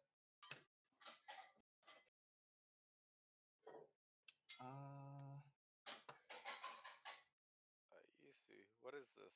He's a 5/5. Okay. I have to start chipping people's life down somehow because I'm not excellent at it exactly. Then I will take the 5. I will escape Oro using these. Draw a card, gain 3 life again, and play a land from my hand. I'll play the Windswept Heath and draw another card. You still have one more turn, right? Yes. I'll crack Windswept. I'll grab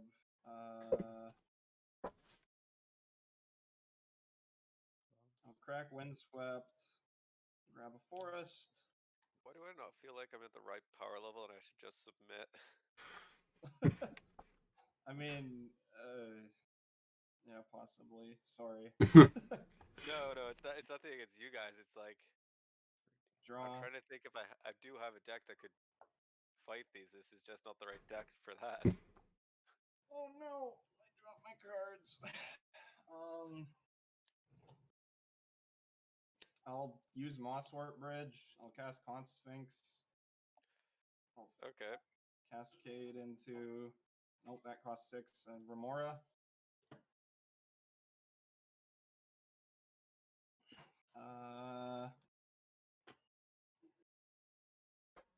That's a lot of card draw you got over there. Yeah. I guess I'll go to extra turn then or whatever. I'll draw. Where's my stupid card that I actually need to try to win?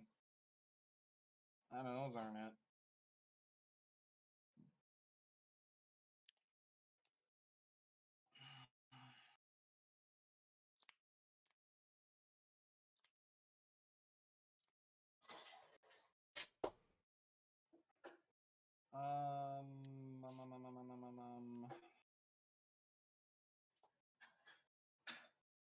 I'll activate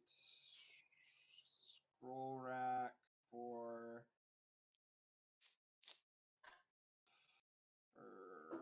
fuck my whole hand. I don't care. For 8.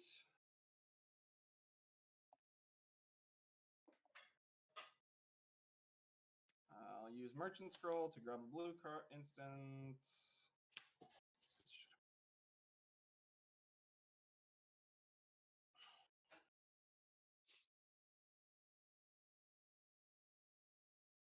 Grab Dig Through Time. Oh, I also had to XL cards for Uro, so. I'll Dig Through Time.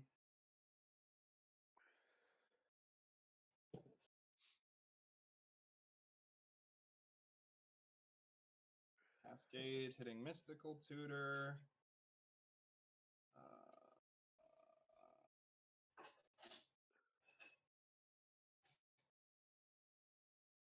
Go tutor for Nexus of Fate, I guess. And then Why I'll do I act. feel like I'm watching someone play solitaire?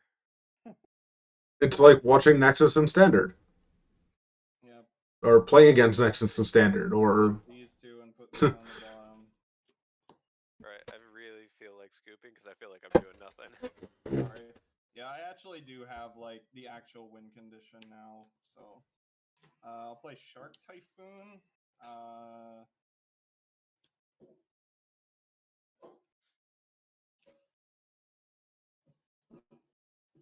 Um,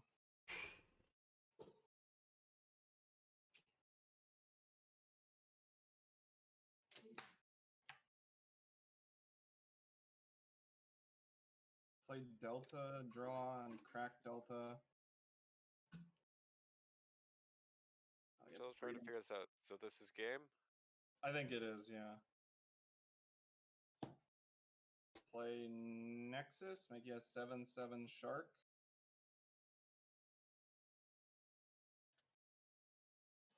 I'll attack James with Conch Sphinx or that's a good. and Shore with Uro and Icy. I will just take it. Yep. Okay. I draw a card and then I can play a land. I draw another card for playing a land.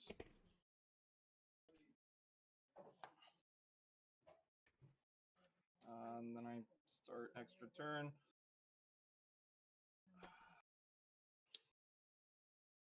I use Divining Top. Check the top 5 or top 3 as it is.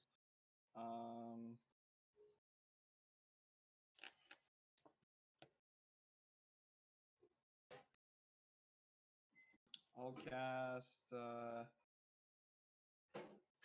Time Spiral, I guess, where everyone shuffles their hands in their decks and then draws new cards. Hands and graveyards. Woohoo! And same Yeah. graveyards, yes. But first I Secondary Cascade. card, right? Yep. First I Cascade. I'll get Wild Growth. Actually, in response to you casting that, I'm gonna tap 1 white to play Dispatch on your Con Sphinx. Oh, I actually forgot about Con Sphinx. Yeah, sure. So I tap the creature, and then because I have 3 or more artifacts, it's yeah. exiled. Get exiled, yeah. I actually forgot that I even had Con Sphinx. So yeah, sure. I had to do that, or you got too many cards. Yeah. Drawing too many cards anyway. Oh yeah, that'd be 42 cards. Yeah, to, that'd be a gazillion cards. I wasn't even thinking about that at the time, to be perfectly honest. So I have an 8/8 shark, or a 7/7 shark, and a 6/6 shark, and a 1/1 shark. well, we 49 cards actually. That's a lot. It'd be enough for him to officially just win. I have to make a small divot. Hopefully that's enough. I'm okay with what I drew. I'm fine with it too.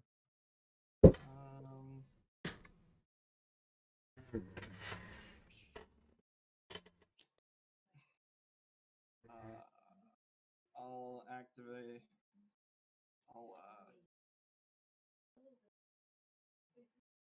I'll cast Allosaurus Rider in Cascade into crop rotation.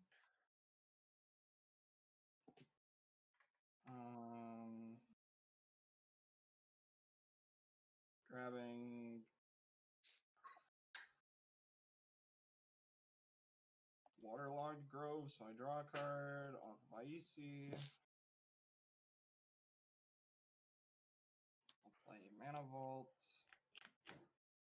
So I have 2 1/1 sharks now. I don't fucking know.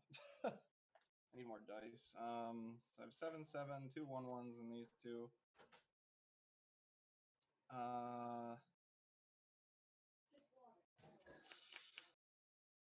I will use Divining Top and take 2.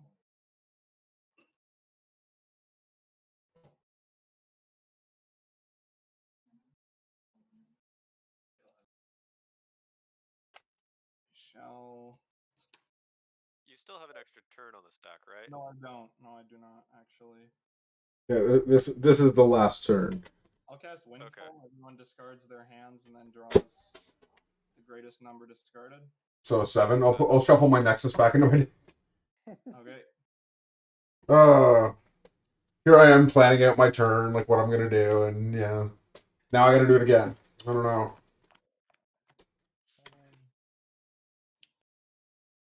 Should have let him have the consecrated Sphinx. We'd all draw 49 cards. I'll That's use fair, but then he would have his entire deck in his hand. That's true.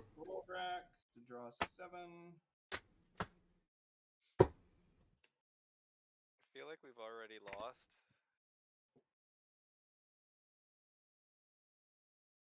I don't like this one as much. Can I have the last 7 instead?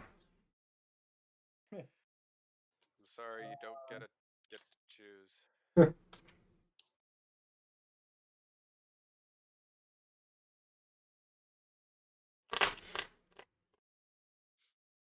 Oh right, it's in my grave. The card I want's in my graveyard. That's not gonna help me.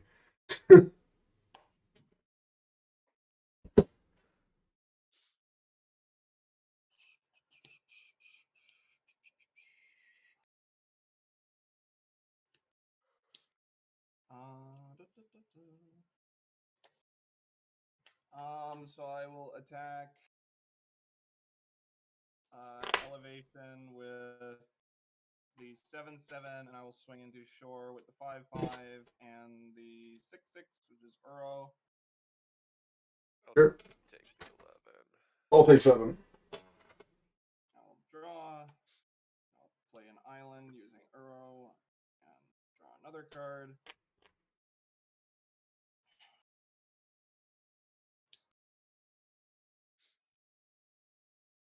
I will play Spellseeker using different mana allocation than that. I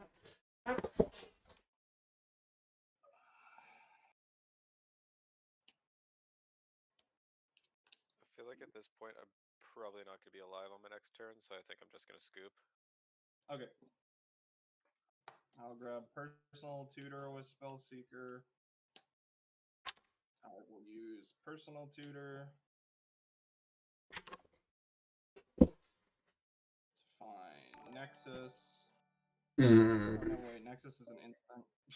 I find friggin' Temporal Manipulation instead.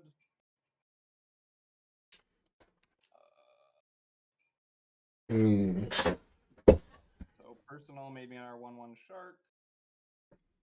I'll tap Senseis to draw the top card of my deck, and I'll cast Temporal Manipulation to take another turn and make a 5/5 Shark. And recast the Senseis. And then untap, and I'll bash it. Petri with the the Allosaurus Rider, which is a fucking 17, and Oro, which is a 6, and I'll attack Elevation AV in the air with the 5/5, 6/6, and 7/7 sharks. 1/1 sharks. 18, 21? That's 21 damage. And how much did I take? Sorry. You took 17, 17, and a 6/6 that you can block. Of course. All right. So I'll block the 6/6 with my 6/6. Okay. And it loses 6 counters. I'll put 6 counters on Fathom Mage. Draw 6 cards. Okay. And I'll take what is it? 17. Yep. 21. Please say you have some kind of counter for that that extra turn. 2, 3, 4, 5, 6. Fuck. No. I'll attempt to cast Recurring Insight. So I'll draw a card for every card in Petrie's hand. And I cascade cards. How many cards do you have in your hand? 1, 2, 3, 4, 5, 6, 7, 8, 9, 10, 11, 12, 13. And So- you cascaded a bird, and you played that card. 9. That's a lot of cards. So in response to you cascading the bird, Oh, whoops. I'm going to force of vigor, tossing Rishkar's expertise. Yeah. Exile it. I'm going to target. What should I target on you? Well, that Shark Typhoon. Yeah, Shark Typhoon, and you said you still have your I guess your sensei. Yeah, Shark Typhoon and I don't know what else. Yeah, your sensei. I'm just gonna use mana drain to beat it. And then I guess I draw my 13 cards, and I'll cast.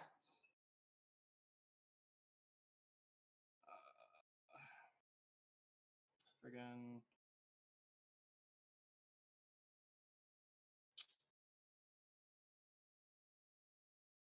I shall cast Seasons Past. Cascading into not that. This. I just opt not to cast it.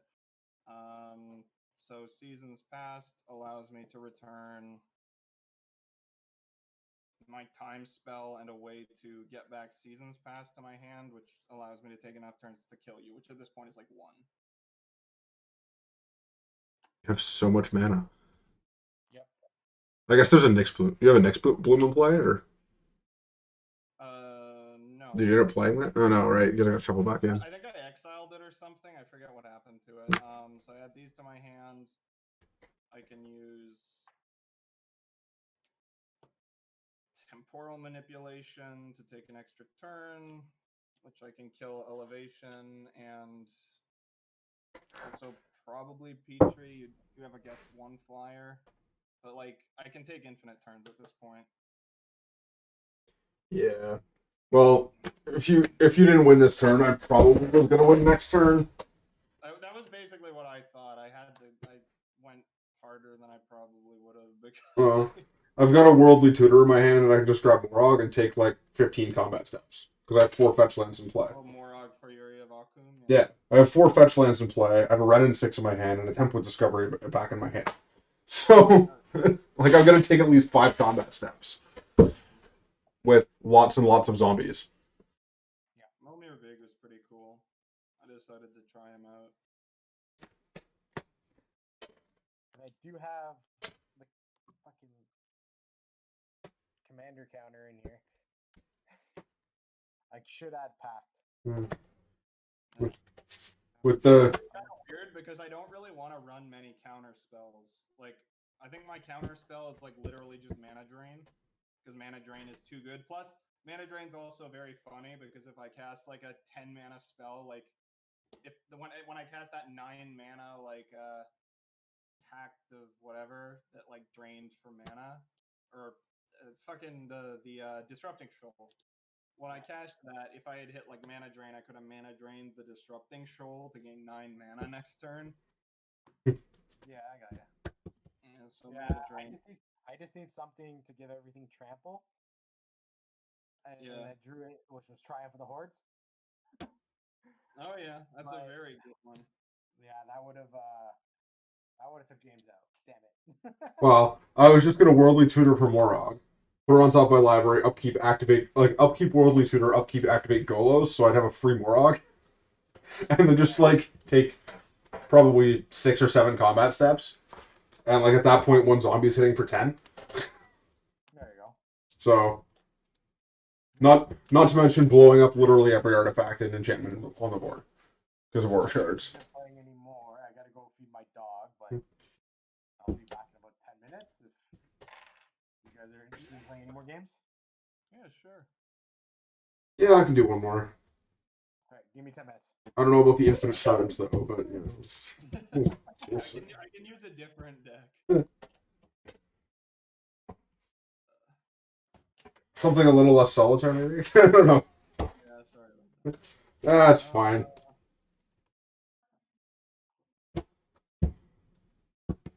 Uh,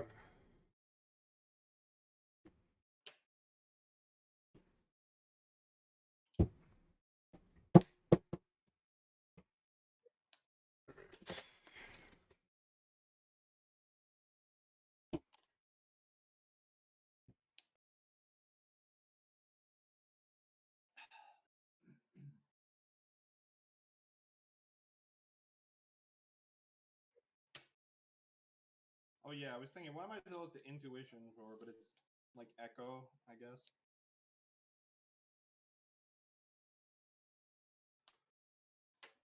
yeah.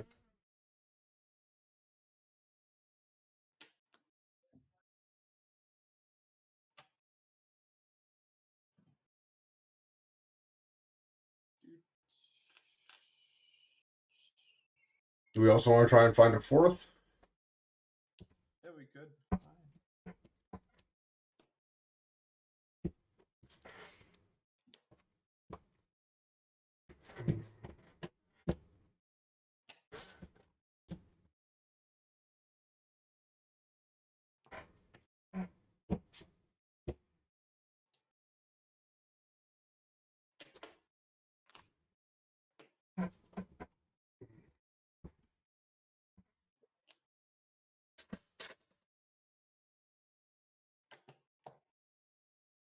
Yeah.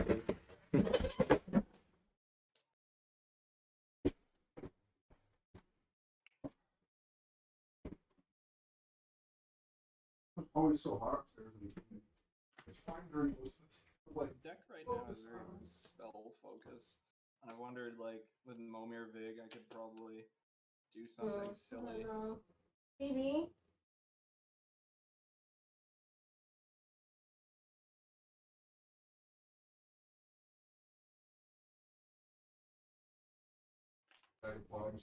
Yeah, I did all the rest. I killed my back. Oh, I'm sorry. I need you to just massage my back. I want you to rub something.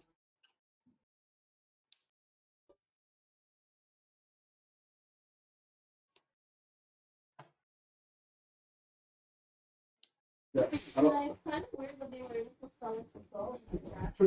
This is having dirt for your lawn is essential, but like. He's like, you won't sell it to me. I'm like, okay. Well. Oh, I know why. Because the Instacart guys just go in and grab stuff, right? Yeah. Like it's not actually through Walmart. Do you order through Instacart or do you order through Walmart.ca? I ordered through Instacart. Maybe I'll order through the Yeah. Walmart one next time. Then maybe they could do it. Okay. Because that's like maybe that way maybe they prep it. Yeah, because I can't even use the promo codes on my Instacart app. Yeah. I was kind of bummed out about that. But That at least makes we had like sense. a $20 credit anyway, so Yeah. it wasn't too bad. Well, like that makes sense because the Instacart people just like go to the store, right? And Through like pick it the up. app, they just buy stuff, right? I just need to be propped up. Oh! Thank you. I think I know what I can rub on you. There's like Voltaren in the. Oh. Should be good. Yeah. I bought this thing though.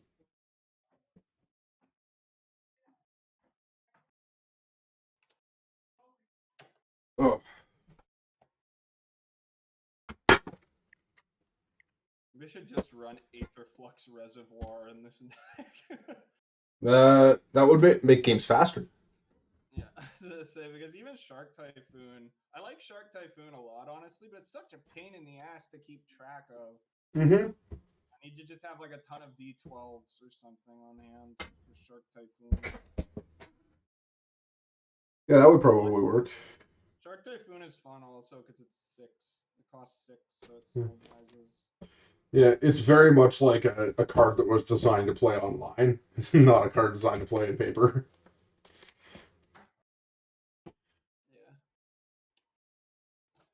All of Wizards' designs are like that now, though. I've been like, I will scream, not necessarily doom saying, but just like pointing out in the streets to anyone who will listen about how like all of their design is arena centric now. Well, Like, yeah, which which is cool in some ways because it means they're doing things they wouldn't have otherwise done. Like the mutate mechanic, I don't think they ever would have made before, but they're like, well, in Arena, this is super easy to keep track of. Yeah. It's pretty easy in paper too, because you just like make a stack of cards. Yeah, And then yeah. whatever's on top is, you know. Like the way that it actually works with the rules is very kind of weird.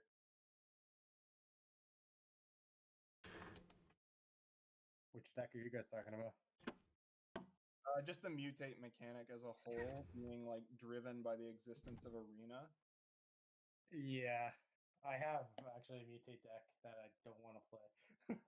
I have a sliver. I did the so if you guys listen to Commander Cookout, I made their sliver High Lord mutate. It's fun, but it How gets does that targeted. work? You basically, Hive Lord. Hive Lord's the indestructible guy. I was like Overlord. I was thinking Overlord, and I'm like Overlord can steal enemy creatures, but then you can't actually mutate onto them because of the way mutate works.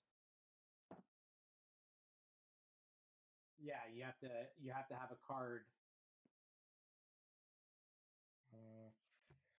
I'll play mono green.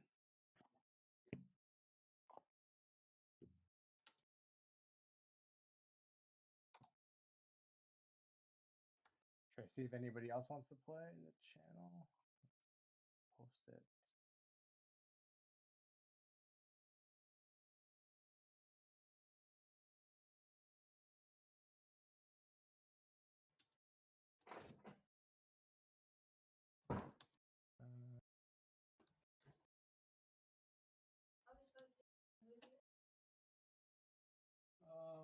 Not right now.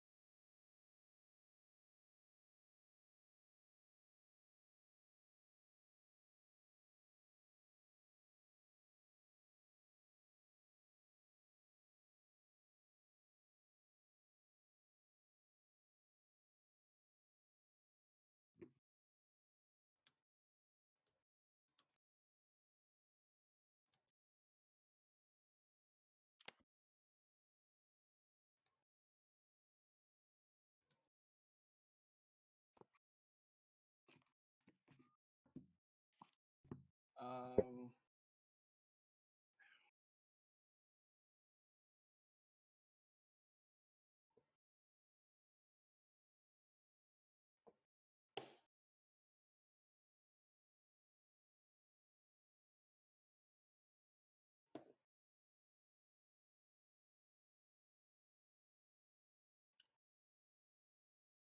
what's the mono green deck? Is it?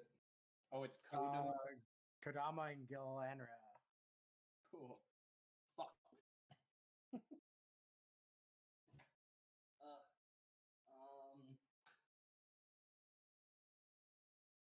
Card. You have a ramp deck.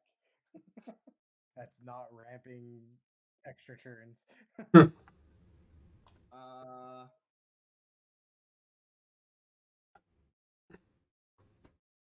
Just trying to think. I have my Enchantress deck, but that deck kind of like storms out a bit.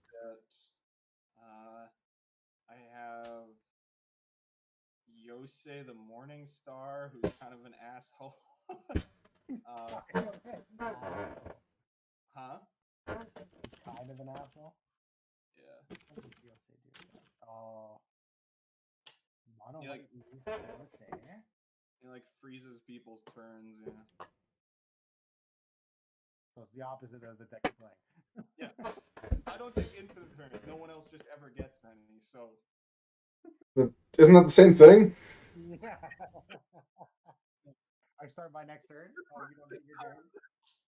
you can still take your turn. It just nothing will happen because your lands will be stuck. Yosei's such a weird fucking card. A superior weapon from a more civilized age when white wasn't total shit. White's always been shit. Hey, white has balance, humility, swords. No good cards printed in this century, but Yeah, but it's also got flanking as one of their main. flanking is awesome. Yeah, and maybe in 1995 when nothing else existed. Oh, sorry. And banding, come on. One true counter to banding. Oh, jeez. Oh, sorry. Phasing. I mean, that was the other worst one, but at least they had counter spells. Well, white also got like Wrath of God, like, and Sarah Angel. Come on, how can you beat a Sarah Angel? Rip it in half. They did make some actually decent cards. White used to. Archaeomancer's map is a card I came up with probably around the same time they did because it was like 2 years ago that I suggested that a card like that burgeoning felt pretty white. It's like with that restriction that you only burgeon if the person has more lands than you. Okay, so like, what's the white creature again that just came out? Well, I mean, Commander Archaeomancer's map Legend. is like a burgeoning type deal, right? Well, no, there was one that came out in Commander Legends, the creature. Shoot, the one where if you have more creatures, you can put a token in, and then if you have more lands, I can play another land. Oh, that garbage thing. Hey, it's not garbage. That thing saves was me. the problem. Problem Hey, that card needed to cost like 2. I can play it, and this deck is perfect for it. They actually added that new card, which is pretty cool. It's called like Scholarship Sponsor, and it's like when it ETBs, everyone can search for a number of lands equal to the lands that the player controls the most and put them onto the battlefield tapped. I feel like that card's actually being slept on as like a way for white to do potentially stupid things because there's a couple things you can do with that. If you like Teferi's Protection your board and play it, you get to search like probably like 7 lands. Keeper of the Accord. That's the one. Yeah, but the new guy is called like Scholarship Sponsor, and it's like when he ETBs, everyone can search lands from their deck basics until they have the same number as the person who has the most. So it's funny you say that. So I was going through a bunch of my old ball. It's like what you could do is you could like do some weird. You just have to make your own lands disappear for a second, which white does have some ability to do with like Teferi's Protection. Yeah, so it's like natural balance. why don't they reprint that in white? I think this is It is a reserve list card, but they can do something like that. yeah, but then they're gonna say white's too powerful and like Archaeomancer's map is like legitimately a good card. it is. I agree. I don't actually mind. Like the restriction is kind of whatever, but like the restriction is bad. But my biggest problem with burgeoning was always that I ran out of lands really quickly to play. So the fact that it searches up 2 planes is actually not nothing. It's probably not worth 2 extra mana by any stretch of the imagination, but white is already kind of playing slower, so it's probably fine. Yeah. No, yeah, that's the thing. White's always had the problem with card draw too, right?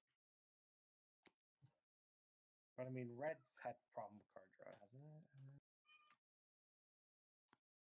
Just a bunch Until of they cards. fix that. I think the main thing about white is that white is like uniquely fucking terrible.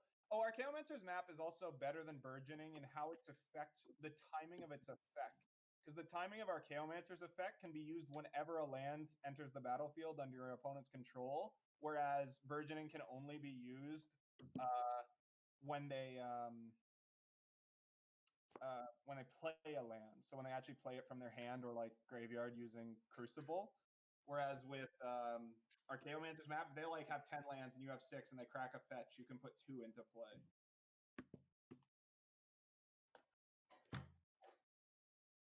And it doesn't come into play tapped. Which I was just like expecting that it did or something. All right. I will keep. Me too. Since no one else didn't join, I'll You want me just... to play like my Enchantress deck or my Gigan deck or Something that will get more than 4 turns.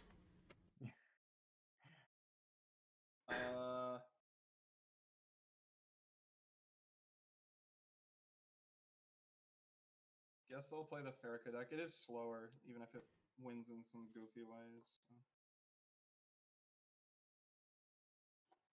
The Gigan deck, I don't know when it won. Like, wasn't that like turn 3 or something? Everyone was moving so fast that game, I legitimately lost count. But I'm pretty sure I won on turn 3. Yeah, it was turn 3 or 4.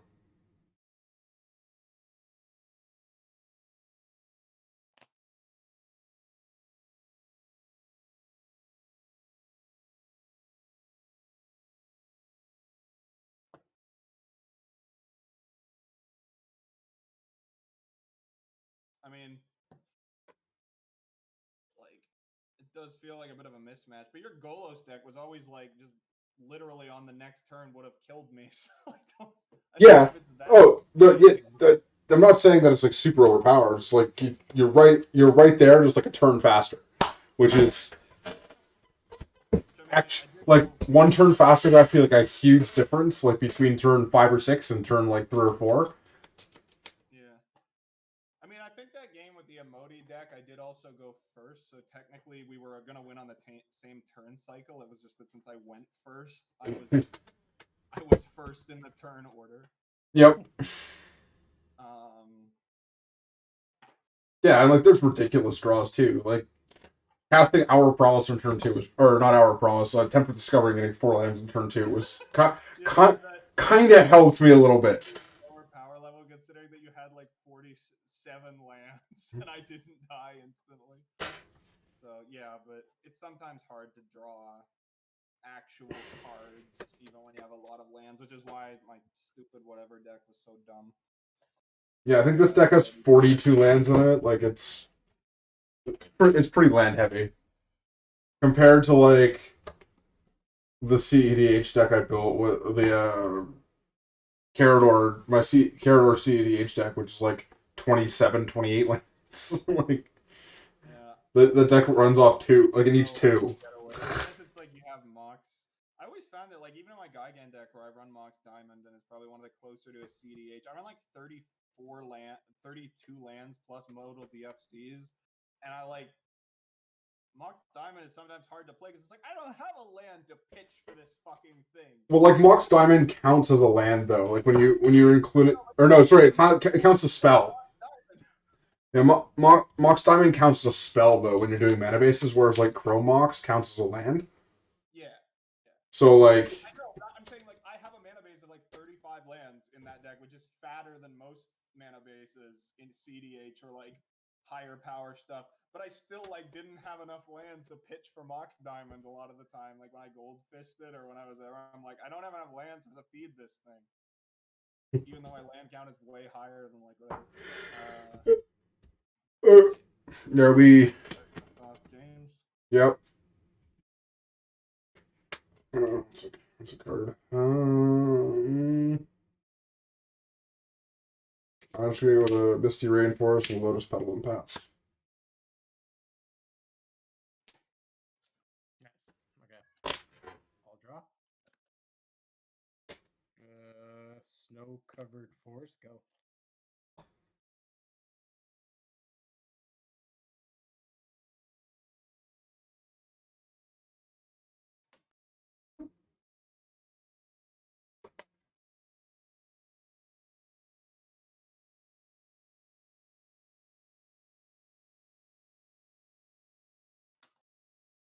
Oh, sorry. Draw forest, elves of deep shadow. I'll fetch.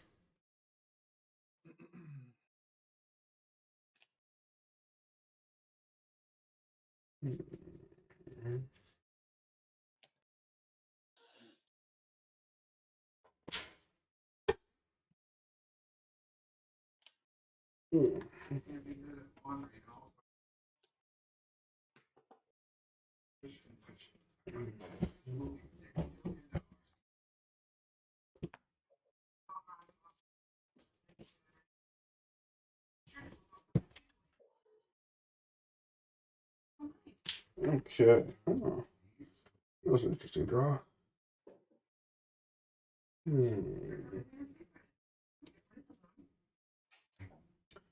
With Scrublands. I really want to play Songs of the Damned in my Gigan deck. That'd just be really funny.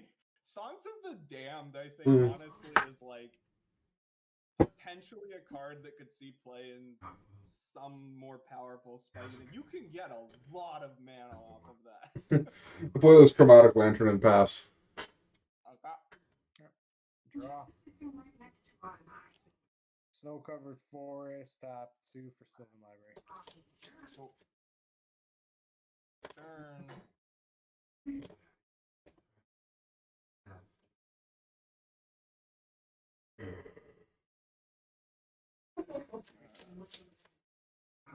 I'll crack Bloodstained Mire.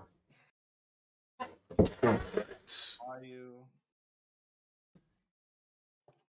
Some of the costs of cards are getting crazy now. Like, I feel kind of bad playing Bayou, but I bought it when it was like $200, and now it's like 800 or something.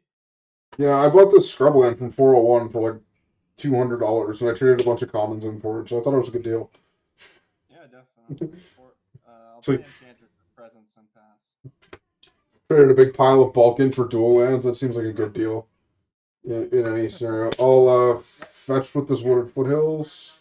I traded I got my Badlands from a kid who said he got it out of like a dollar store pack, which people have always said is very weird. But I'm like, why would he lie? Like, what advantage does telling that gain him? Really? Back in the day, we used to like open dual lands and just like, oh, another one of these. Yeah. Give me that Shivan Dragon or Sarah Angel. I also Yes, made that's a couple exactly what my LGS told me. He's like, he used to pitch all the dual lands for 50 cents a piece. Yeah, like no one wanted them. I'll play this Oracle Mobile. Step 1, get Balduvian Horde. Step 2, get a time machine. Step 3, go back in time, trade Balduvian Horde for... No, Shivan Dragons. They were like... Shivan Dragon was like the most expensive card in beta and revised. Or, sorry, beta and unlimited. I'll play this Overgrown soon. That's my second land. And, pass turn. Yeah, those were going for crazy amounts. So Yeah, they were like $60, $70 for like a Shivan Dragon. Well, a Lotus was like $30. yeah. And like Moxes were like $10 a piece. Like, We'll put these two back. so back to 93, 94 and just buy Magic cards. I have at least one of each dual land that isn't blue, which makes me kind of sad. I have 3 Yeah, scrub but lands. still. Huh? But still, that's pretty good. Yeah, I bought them before they went ballistic. I'm gonna play Worldly Tutor. Yep. Is this before you draw? No, this is after. Okay. I I just picked up the Worldly Tutor. Did you put back her library or just... I put 2 back. Okay. It was really fun. I remember I was running Uro as a commander for a while, and so I had so much additional life gain that I just was able to like stay above 40 health while taking 8 every turn from Sylvan Library. It's hilarious. I'm like, yeah, the best card. Just draw 3 every turn. Yeah. If you can do it, it makes turns library into like the craziest card draw card. It's like, yeah. Jesus Christ. Everything was bulked together that were lands. Oh, another funny story. I don't know if I'm just boring you, but of how I found a dual land at like a secondhand store. There was this box full of like mold. It was like magic cards that had been severely like water damaged, and they were all fused together. But like, and I peeled them apart one at a time. But the one card that was in like there were a couple cards that were in acceptable condition, and it was like all the expensive ones. Like, and even then it wasn't that great. But there was like a demonic tutor from like they were all like revised, like a demonic tutor and a fast bond and a demonic chords and a scrubland were all like decent.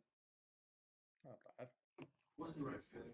Although the scrubland does kind of smell like mold, so it will probably kill me via lung rot or something. Still worth it. And I'll end turn. Okay. Draw for turn.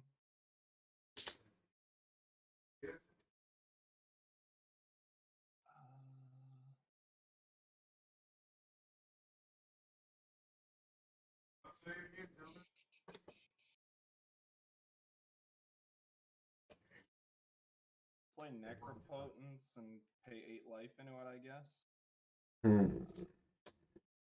That'll be it. Draw.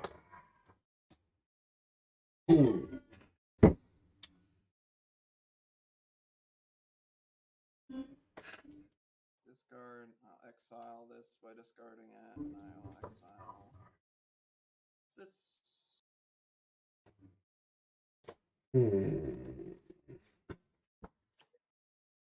Those. Let's take 2. That. And then go.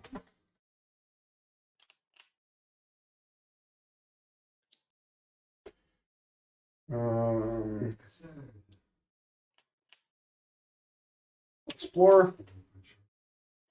Draw.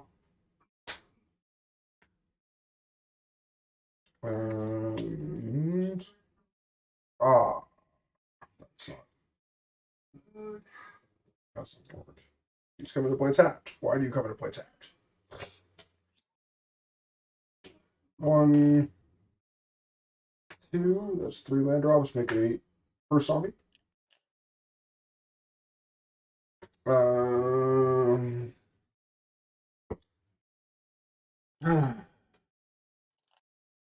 Question is, what's more important, the Necropotence or the Enchantress's Presence?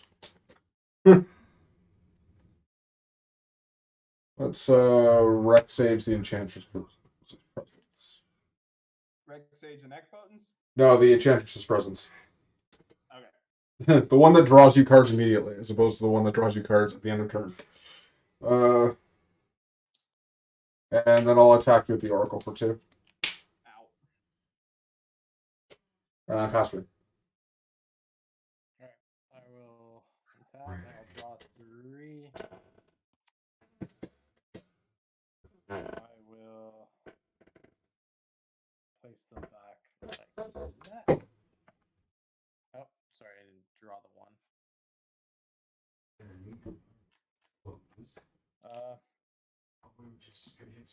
Snow-covered forest.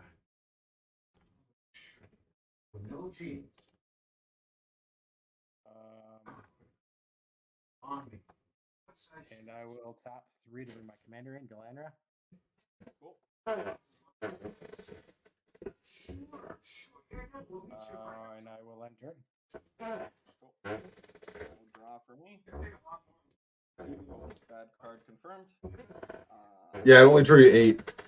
Yeah. Terrible card.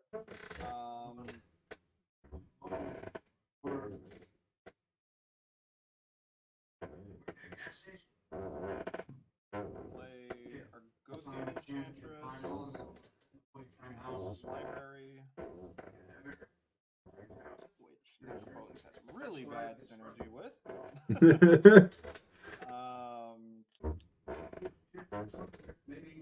Quite incredibly bad. I'll draw a card.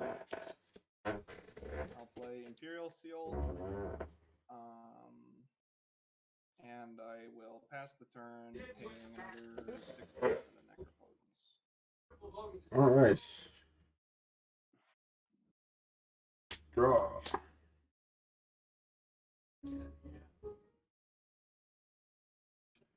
Let's see. What can I do with 8 mana? Oh, or 5 actually. I lost another one from Elves of Deep Shadows. Oh, 3. We'll go Delicate Exploration. Ooh, that's scary. It's like extra cards. There's not much that lets you draw cards off landfall triggers, right? Mm-hmm. With Our Promise. For 2 lands, put them in play tapped. Cool. Make 2 zombies and exile top 2 cards. We'll go with Man Tower and Ancient Tomb.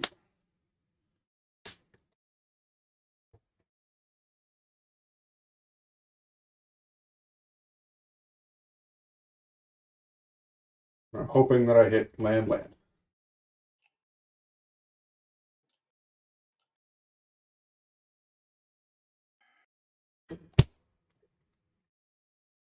There's 1 land. Would a Delta make another zombie? Exile the Avenger. Oh, that was dumb. I don't want to do that. No, I do want to. Damn, I'm gonna lose my Avenger. It's like, what am I gonna do? I don't know. We'll fetch.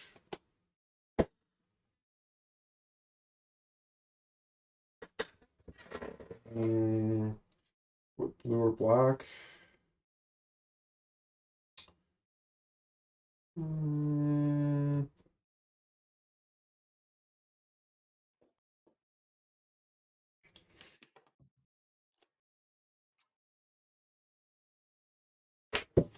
This.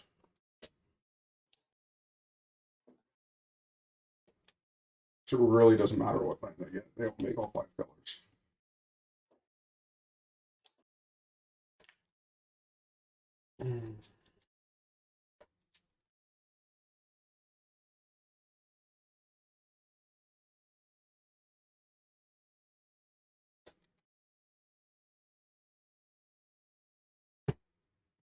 Exile. On that. That's not a land. That's not very nice of you, deck.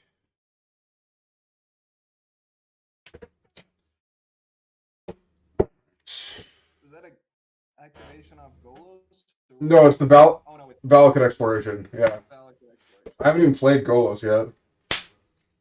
Attack Seaback for 6. Ow. Oh, 4. And end step, these go to my graveyard. You each take 3. Ow. Yeah, pass turn. I got nothing else. Unfortunately. Sylvan, draw 3.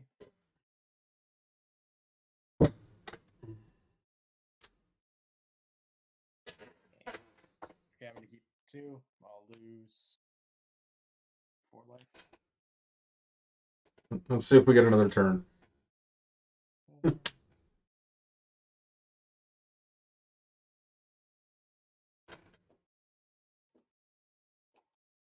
gonna tap.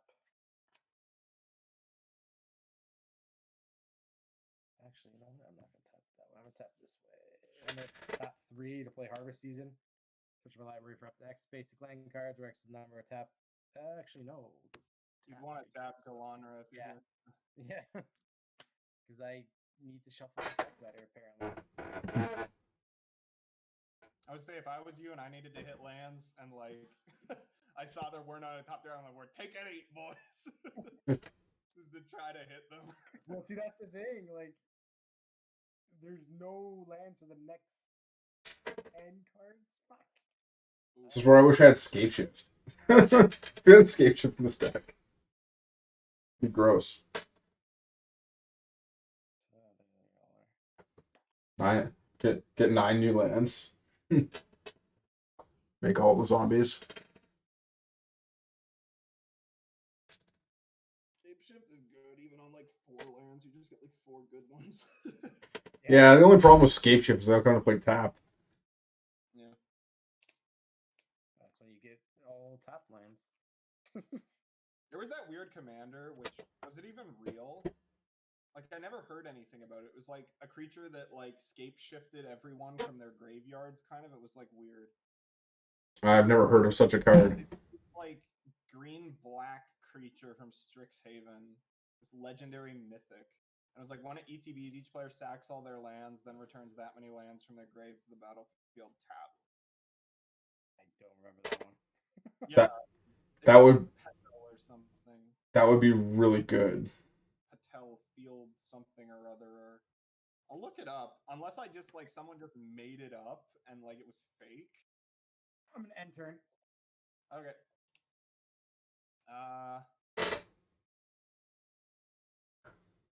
Play Cadaverous Bloom. We might be dead. I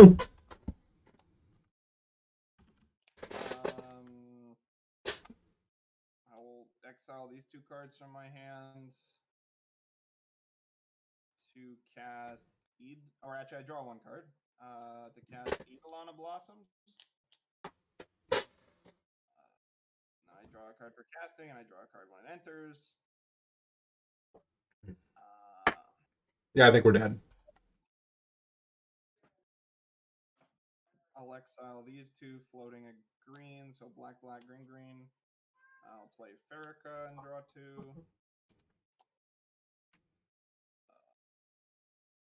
Using the floating mana and these, I'll play Doomwake Giant, so all enemy creatures get -1/-1 when it enters. Draw 2.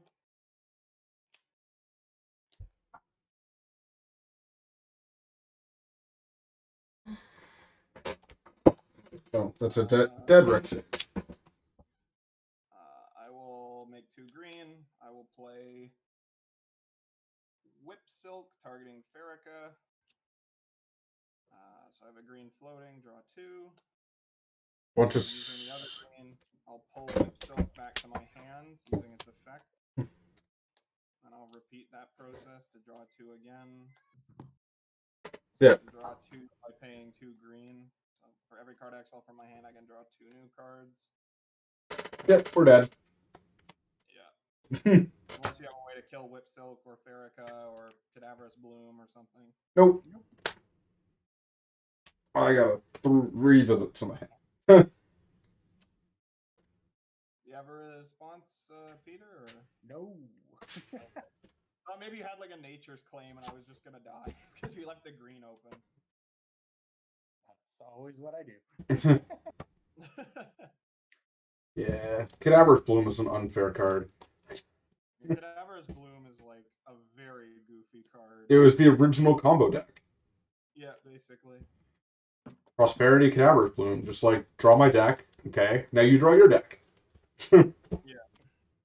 This is kind of what this deck is themed around, is like kind of Cadaverous Bloom type goofiness. Yeah, I think you turn 3 killed us last week. That was turn 5. Not last week. Oh. Yeah, last week you pulled this deck out and you're like, I think you killed everyone turn 3. We're like, I was playing this and I was dead next turn, like definitely. So, oh yeah, I know who to prioritize at this table right now. Like, it's pretty good. I need to just build some new decks that aren't quite so silly. Although I remember building decks that weren't so friggin' annoying, and I have a friend and she plays Golos also, and I'm like, sometimes it's just impossible to like out anything Golos because Golos just makes so much free stuff. Well, like that's the thing. I built this as like a landfall deck as opposed to like I'm gonna just play really big, cheap, like really big things for free. Well, she played like turns, so often activating Golos once could end the game, Yeah. depending on what she hit. Although she had a real penchant for just going land, land, land once she activated it. It was actually impressive how often it happened. It was either all or nothing. She either instantly won when activating it, or it was like a total disaster and she got nothing. Yeah, see, I built this because it was like everything else I was playing was just like either completely unfun because it stacks, or it was just like combo. Yeah, I went on turn 3. Oh, yeah, one on turn 2. Yeah, one on turn 2. Okay, like just ridiculous like combo decks. Like Carador can win on turn 1, Sidisi can win on turn 3 or turn 2. Like The one thing I will say is most of my decks are kind of very often glass cannons that kind of crumple to interaction. So it's not like they're like true CDH decks. They're just tend to play kind of fast. yeah, I'm like a few cards short of like actually making both of those decks CDH, but like Carador can already win on turn 1, and like it's not even fully powered. Like it's missing like What is so. it like? You somehow get Patron of Rebirth into Boonweaver into Yeah, stack out or something? yeah, but I can still do that turn 1. Like You need like a bunch of fast mana, basically, though. Like just exhume, punches. reanimate. Doesn't matter. Well, I And- guess yeah, just Boonweaver. You just have to get Boonweaver into play. So you Dark Ritual that in a sack out, yeah. this year. So it's like turn 1, Carrion Feeder, and Tomb reanimate. That's like that's all I need. Like I like Dark Ritual, Carrion Feeder, and Tomb reanimate. Good game. I Yeah, win. yeah. I, Like, it's it's not over. even like that hard to do. Well, Unless like you have it. like four black. Well, like it's any black source, which is basically any land. You need triple black. Dark Ritual. Yeah, yeah, yeah. I'm just saying, like, so you can't just go like land, Soul Ring, Chrome Mox or whatever. It won't work because it has to be the triple black. Yeah, It has to be like pretty specifically like Dark Ritual or yeah, Fire but Ritual, like yeah. Cabal Ritual or something. Well, yeah, and that's like that's the key, right? It's getting the right hand. But there's not a whole lot that could stop that. And like realistically, with like a Lotus Petal or something, I can also have Veil Summer. So Yep, it's like, it's pretty good, yeah. yeah, here, There's here, uncounterable turn 1, good game. Forcible. Veil of Summer, draw a card off it, Yeah, force. or like Autumn's Veil even. Like,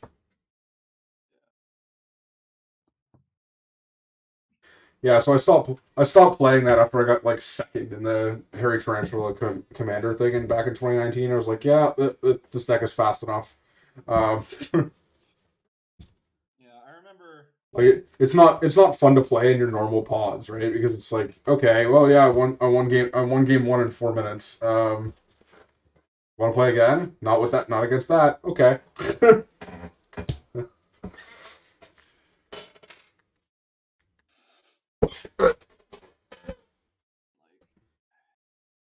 yeah, I have a weird thing where I'm kind of like, what is it called? Like fringe EDH. A lot of my decks would be like fringe EDH, which is like this weird nebulous thing that they have a Reddit for now, where it's like it's not CDH, but it's like But it's like one step down from that. yeah, it's like janky.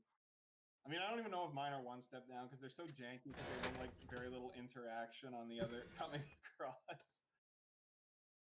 I've often thought it's very funny though. It's like, couldn't you just go into a CDH pod and just build a deck that has no way to interact with your opponents and just rely on your opponents interacting with each other and then just try to cheese wins? Like, it feels like you could do that and it would like piss a lot of people off.